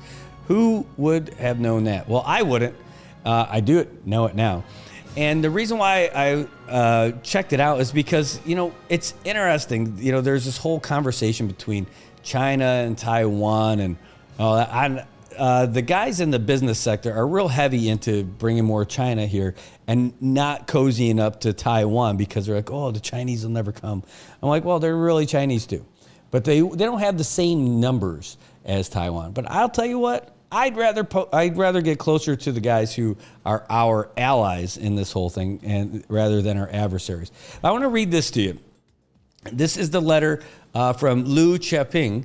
He is the Director General for the Taipei. It's basically the embassy. If there was an embassy, like a foreign country would have an embassy, this would be it. But they don't have one. And it's really interesting if you listen to this, only because it might tell you a few things about what's going on that you don't know. Now, check this out.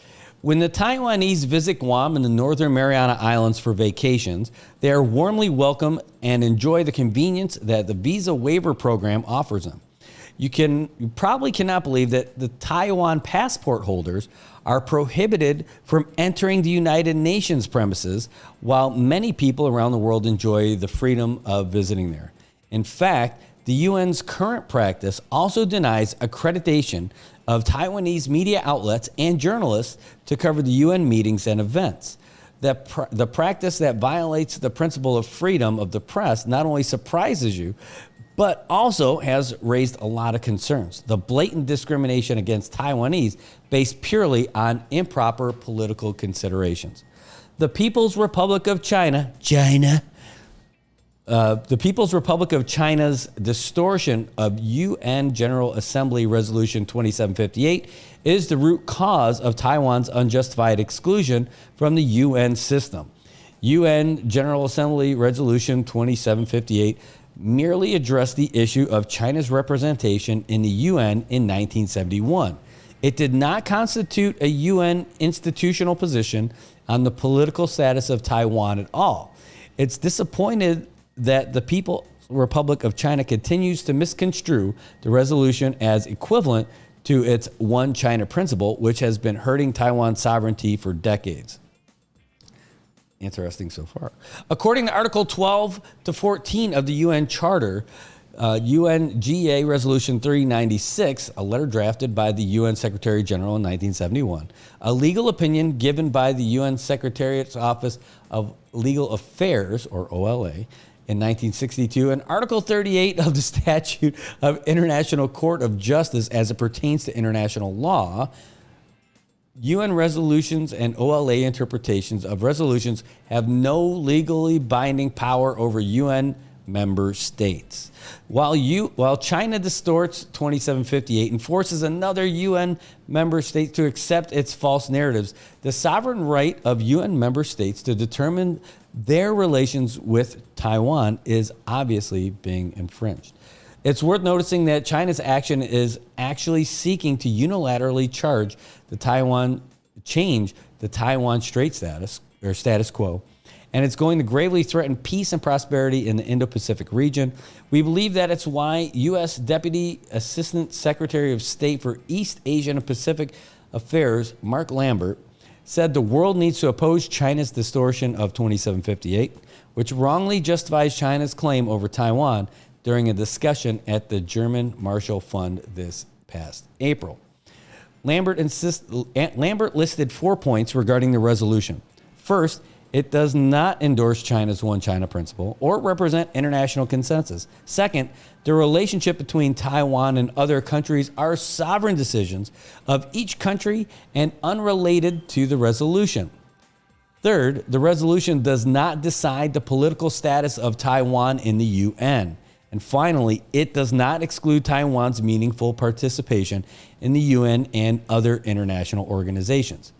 The Inter-Parliamentary Alliance on China, an international organization comprising of over 250 members of parliament from 38 countries and the European Union, therefore launched the 2758 initiative at its 2024 summit, where the delegates passed a model resolution on 2758 issues and pledged to pass similar resolutions in their own parliaments to reject Beijing's distortion of 2758 regarding Taiwan's status.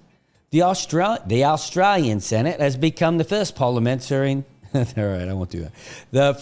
The Australian Senate became the first parliament that supported the 2758 initiative and passed an urgency motion rejecting Beijing's misinterpretation of 2758 and international law on August 21, 2024.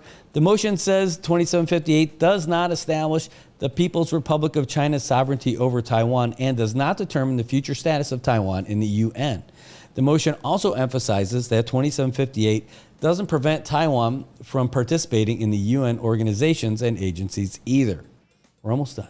The 79th session of the UN General Assembly has opened on September 10th in New York, and the theme of this year is Leaving No One Behind, acting together for the advancement of peace, sustainable development, and human dignity for present and future generations.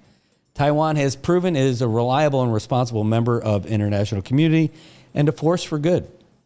Ironically, Taiwan and its 23.5 million people are still left behind by the UN. Taiwan's bid for the UN participation this year is focusing on enhancing international understanding of Resolution 2758. The resolution does not mention Taiwan and thus has nothing to do with Taiwan. We appreciate that our brothers and sisters in Guam and the Northern Mariana Islands are always nice and support Taiwan. We would like to keep promoting dialogue, exchanges, and collaboration between Taiwan and the Marianas. We sincerely request continuous support from our brothers and sisters in the Marianas for calling on the UN to end its discriminatory policies against Taiwan immediately. Man, I'll tell you what. Deal. You got our support. I am now and always will be in favor of Taiwan over the Republic of China over the People's Republic of China. Just like I'm more in favor of Hong Kong over the People's Republic of China. They're the same place. You know what I mean? You know what I mean? I'm telling you, these are the good guys in this fight. And I know it's not always that easy. There's not always that kind of a line, but the folks in Taiwan aren't out there crashing into other people's boats who are trying to, and they're not trying to take other people's territories. They're not. These are the good guys. These are the guys that we should support. So I am going to reach out to them to try and get them on the show. How about that? I'm sure if they're looking for some media exposure, they're going to get it, and they're going to get they're going to be able to tell everybody about what they got going on. And who knows? Maybe we end up going to Taiwan and doing a trip and talk about how great it is over there and how their tourism, how their tourists would like to come over here. And maybe we do it that way.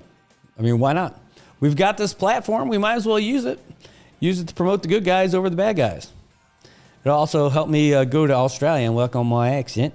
I know I go a little past Australia and right into New Zealand, but it's a fine line. It's a tough one to walk. And I'm not great at either one of them. I need to practice them both. Yep. So we are going to reach out to these folks now and do our part to give them that kind of support, because I'm telling you, these are the good guys. If we can get their tourists coming here, that'd be a good thing. It's not going to replace the numbers that we're getting from mainland China. It's just not going to happen because they don't have 1.5 billion people, right? But if we can't get them here, it's not going to help us anyway. 1 second, I'm curious.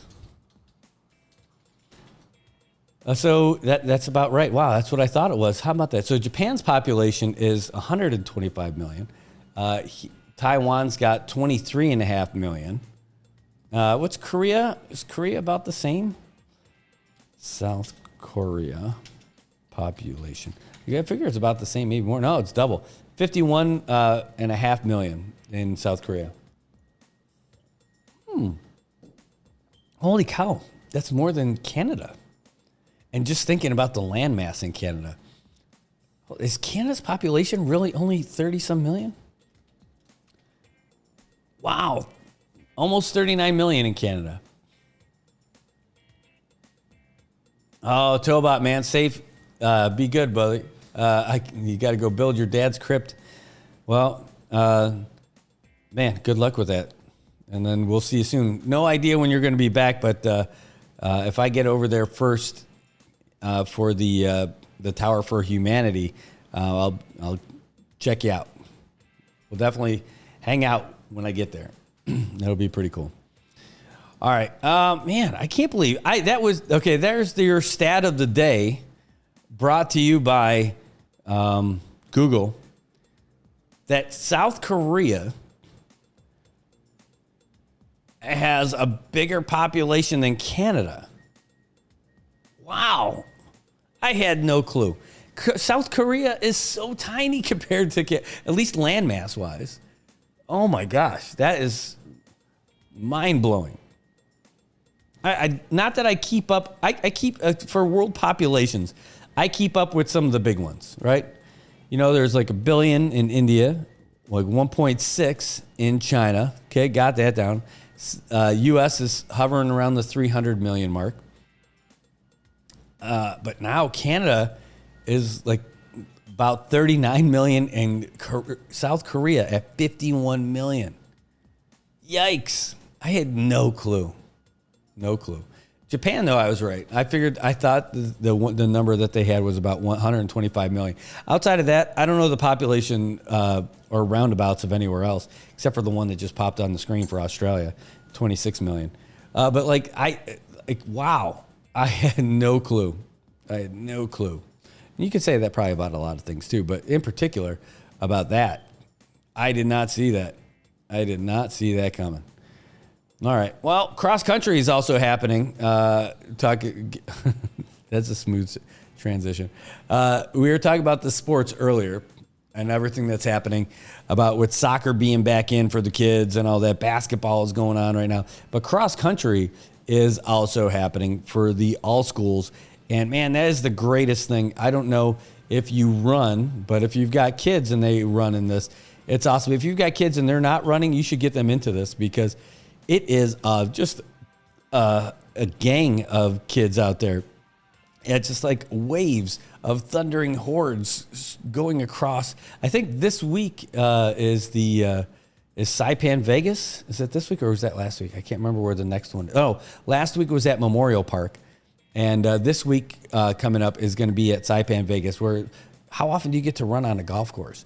It's just a really cool thing to see all the kids get out there, all the organizers get out there and make a difference in these kids' lives, and seeing the parents that are active participants in the lives of their children by being there and supporting them. It's really outstanding, and couldn't be happier to see these kids running and having a great time. And of course, my kids, I get to see them doing great out there and everybody else. But that cross-country running, I can't believe I never got into it when I was a kid. I can't believe that wasn't something that I got into.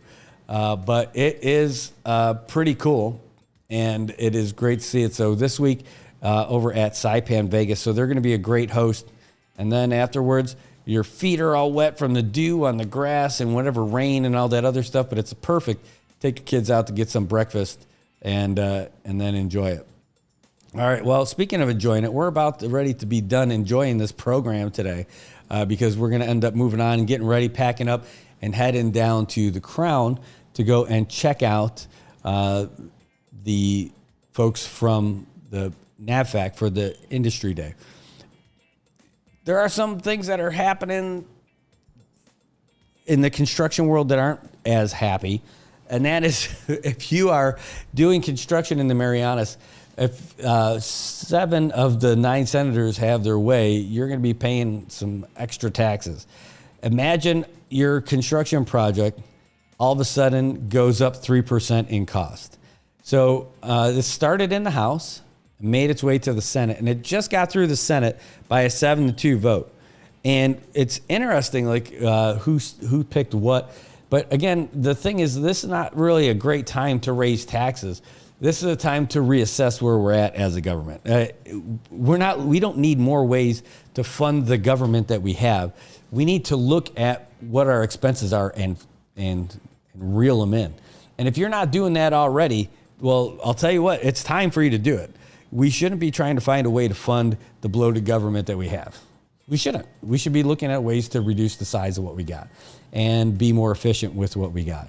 And that's going to be one way, even though it sucks, it's going to be one way to build the trust of your constituents, folks. I'll tell you, you're worried about trying to, save jobs and stuff like that. Well, you don't have to start by cutting jobs.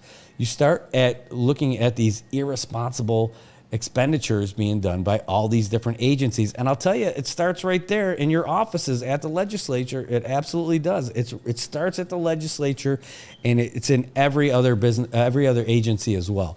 You got people driving around in some fancy ass vehicles. Start with that. All right. And I'm not talking about your personal ones. I'm talking about the vehicles that you guys are leasing from the dealerships.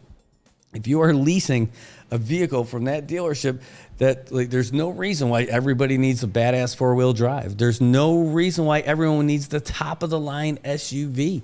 Not if you are a public official. You're not entitled to it. You're spending irresponsibly. And, well, everyone's doing it, Brad. Who are you to say, I'm telling you, I'm one of the people who vote for you. I'm one of the people who has to pay these extra fees for everything. And it's because of stuff like that. If you're going to talk the talk, you got to walk the walk. And I think at least the first step is addressing this stuff. All those people who voted yes for this, hey, granted, they saw the merits of it and they decided to do what they thought was best. But I wonder how many of those 7 people in the Senate, and this is not just pointing my finger at anybody in the Senate, like in particular, because I don't know the answer to this question, but of those 7 people, how many of them are driving leased vehicles? Oh, how many? And how many? I mean, that's just one question, right? How many of those people who aren't from Saipan are drawing down on that monthly bump, that $5,000? Like, if you're doing all that stuff, you shouldn't be raising taxes. And if you're not looking for a way to change other agencies and how they spend and control spending within your own office, you have no business raising taxes. None. You have no business doing it. Screw you, Brett. Yeah, fine. I'll tell you, it's not free money. The money that goes to your office is not free money. You got to be responsible with it. And that goes for every agency in every department. You got to be responsible with that. It's not free money. It's not a bottomless pit.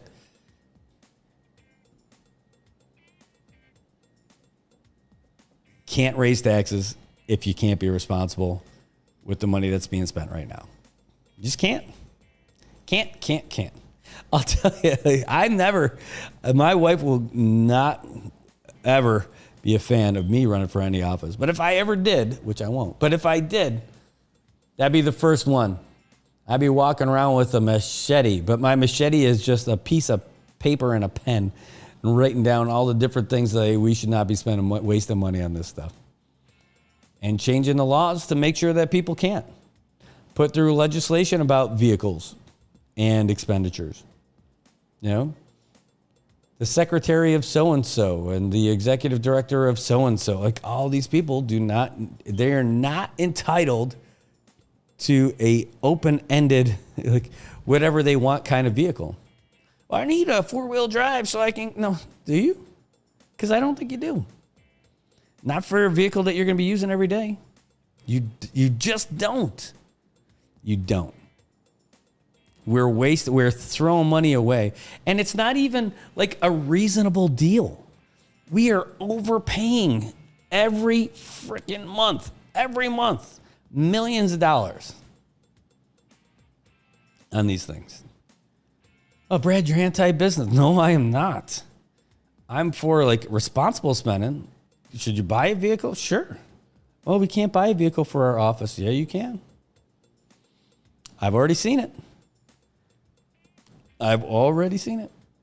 Buy it. Maintain it. Don't lease it, because that lease is ridiculous. And get a good deal. So pass some legislation saying that people selling vehicles to government offices can only pay a certain amount above the invoice. Or do an RFP for those things. We have RFPs for everything else. But still, even with RFPs, with the vehicles, because there's so many vehicles, pass a law that says if you want to do business with the CNMI, you have to show how much that vehicle costs plus your shipping, and we'll pay you X amount of dollars in excess of that. That's it. That's it. That's a great start. And so what if someone from the House of Representatives ends up buying one of those for their office, right? Okay. So let's think about part 2 of that. Because what happens if they don't get reelected? Well, if they don't get reelected, that car is property of that office, but it can't be the property of that office. So it's got to be de facto part of the government again, but we almost have to have another agency that's got to take care of that. And the people who are responsible for that vehicle would have to be responsible in case they screw it up. Like personally responsible, not in their professional capacity. So if it was like Representative Brad from Precinct 5 and I turn back a car that's all smoked out and damaged and all that, then I should be personally responsible to pay for those damages. Because the CNMI government then is going to have to they're going to have to sell that car. Well, you figure there'd be a lot of payments being taken over. Or you just set up, maybe that's the thing. You can buy the vehicle for your office, but you have to pay for it within the term, your elected term. So if you're a senator, you get 4 years to make that payment. And if you're, this makes it harder if you're a House member because you got to pay it in 2 years. Yikes. That is tougher. But then where does the car go afterwards? Then it becomes property of the legislature. So that's a good idea. I mean, how much turnover is there every year? And then they could sell that and get the money back and put it back into their fund.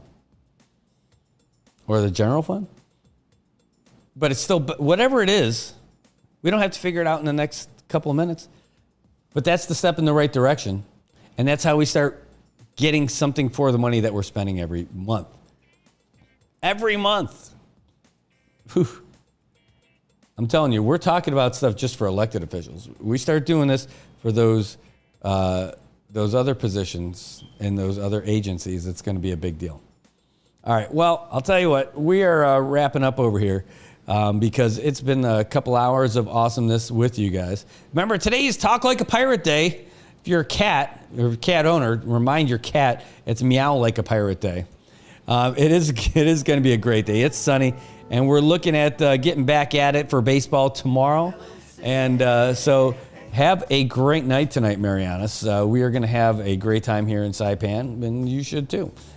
All this stuff, no matter how bad it is or whatever your worst complaint is, just imagine it living somewhere else. Imagine not being able to have your friends and family all around. Imagine not being able to look at that beautiful water and enjoy the sun and enjoy the community that we got out here. No matter what, as bad as it gets, at least you're not in Cleveland. And I say that with love to the only two people I know here from Cleveland. It could be worse. You could be in Cleveland. Could be anywhere, but you're here. All right, you guys, have a great day. We'll see you tomorrow. We'll be back online at 7 o'clock for the Friday edition of Good Morning Marianas. Thanks for tuning in, and we will see you guys later. Have a great one. Whoa, whoa, whoa, whoa.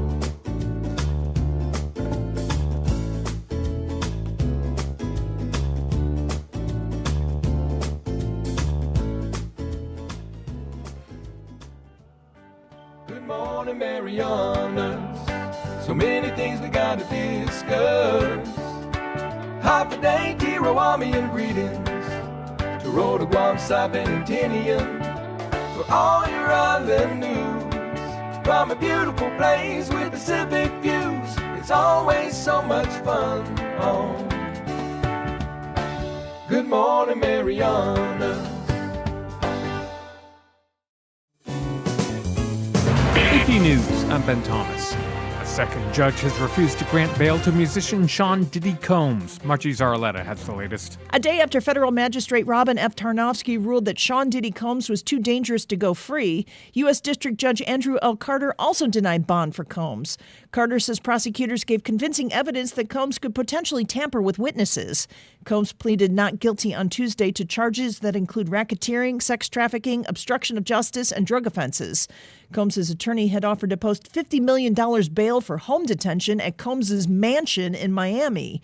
Combs has been held at the Metropolitan Detention Center in Brooklyn since his arraignment. I'm Margie Zarletta. The FBI says Iranian hackers sent unsolicited information stolen from Donald Trump's campaign to people associated with the Biden campaign. U.S. officials have been calling out what they describe as brazen ongoing efforts by Iran to interfere in the 2024 election. The Teamsters Union has declined to endorse either Trump or Kamala Harris for president, saying neither has sufficient support from the 1.3 million member union. Trump's calling that a win. It's a great honor. They're not going to endorse the Democrats. That's a big thing. Harris spoke to the Congressional Hispanic Caucus today. We all remember what they did to tear families apart. And now they have pledged to carry out the largest deportation, a mass deportation, in American history. Inflation has eased substantially. Chair Jerome Powell announcing the Federal Reserve is lowering our policy interest rate by a 0.5 percentage point. Expressing confidence. Strength in the labor market can be maintained in a context of moderate growth and inflation moving sustainably down to 2%. A second wave of explosions across Lebanon today. Hezbollah officials and state media say electronic devices, including walkie-talkies, detonated. At least 20 killed, 450 wounded. This is AP News. The Navy's preparing for conflict with China, taking lessons from Ukraine and the Red Sea. Admiral Lisa Franchetti, the Navy's top officer, says China has ordered its forces to be ready for invading Taiwan and wants the Navy ready. Push the go button and we can surge our forces. Franchetti tells the AP she's unveiling an ambitious plan that includes boosting maintenance and recruiting and more training on things like drones and shipboard guns. The Navy's learning from how Ukraine's forces have used a variety of capabilities to limit Russia's Black Sea Fleet operations and is drawing on its own battles with Houthi rebels in the Red Sea. This is the first time we've been in a weapons engagement zone for this sustained period, right? Really, since the end of World War II. Saying sailors are watching the Houthi drone attacks and analyzing the data. Sagar Meghani, Washington. And I'm Ben Thomas, AP News. Thanks for listening.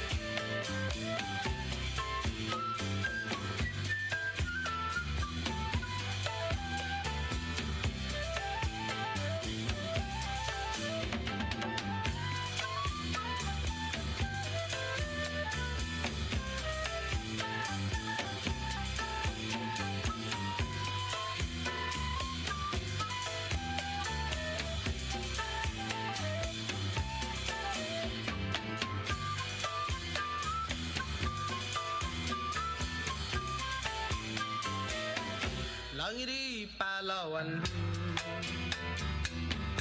langi asagwa, nagwa hamala gona,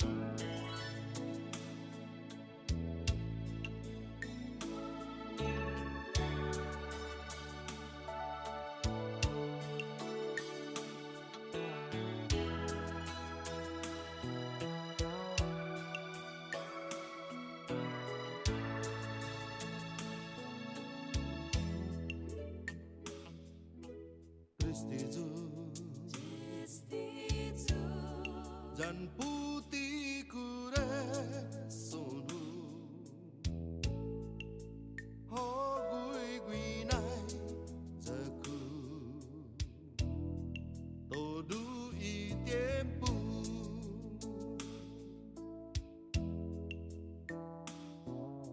sedizu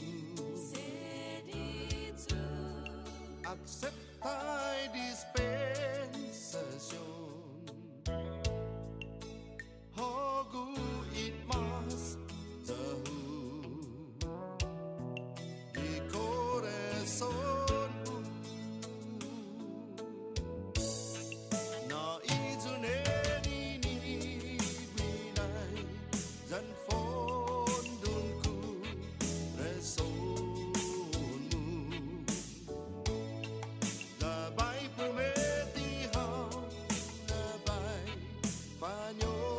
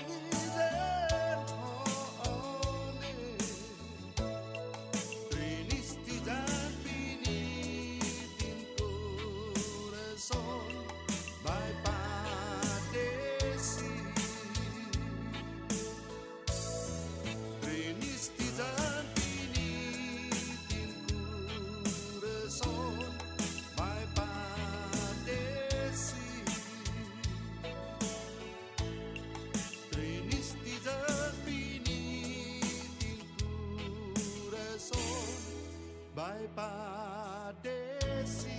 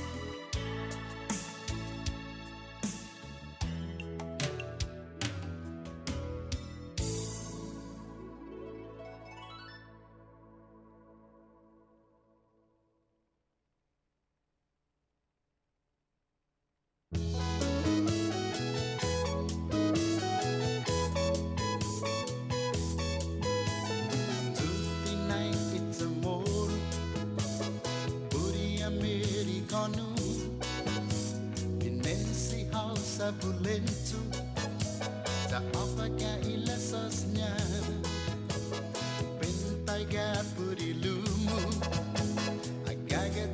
marido Lesas muatilu Mampus di tumilu Oa suhona holi Ai kipindeha Hogu ngama tasaki Di usumu untuk usaha Sama ushau bani dosa Inile maitan soda Wi handan fritada Atu hau naik pumoksai Samoru nasin toda Nalepa hau ni kustumri Kuntodu iling wahi Lasas muatinu Mampus di tumilu Oa suhona hauli Ai kipindeha Hogu ama tasaki Di usumu untuk usaha Teman ushau bani dosa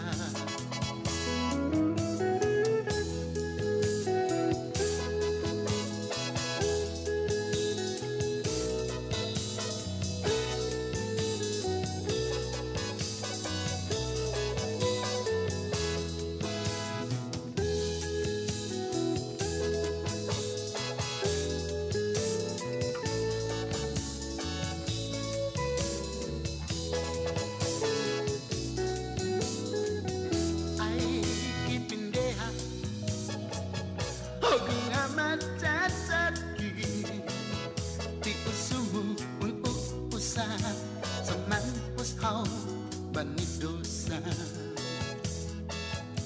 Kumpulai magagumu Pun usai bikini Anok sensindaganmu Bulan bentang korni Matu sudah isi sumu Tinahunai tompi Lasas muatilung Mampus di tumilung Oa suhona hauli Ai kipindeha Hogu ama tasaki Di usumu untuk usaha Seman ushau bani dosa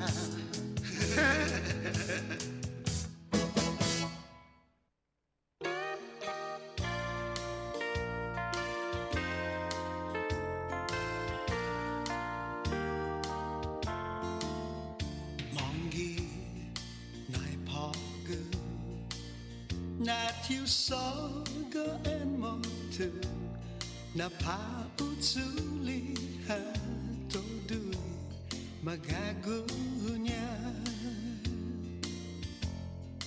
Ileknya nai talu Namanya dagui otru Zesta matai gui nai zanya Pagwahu Nenihu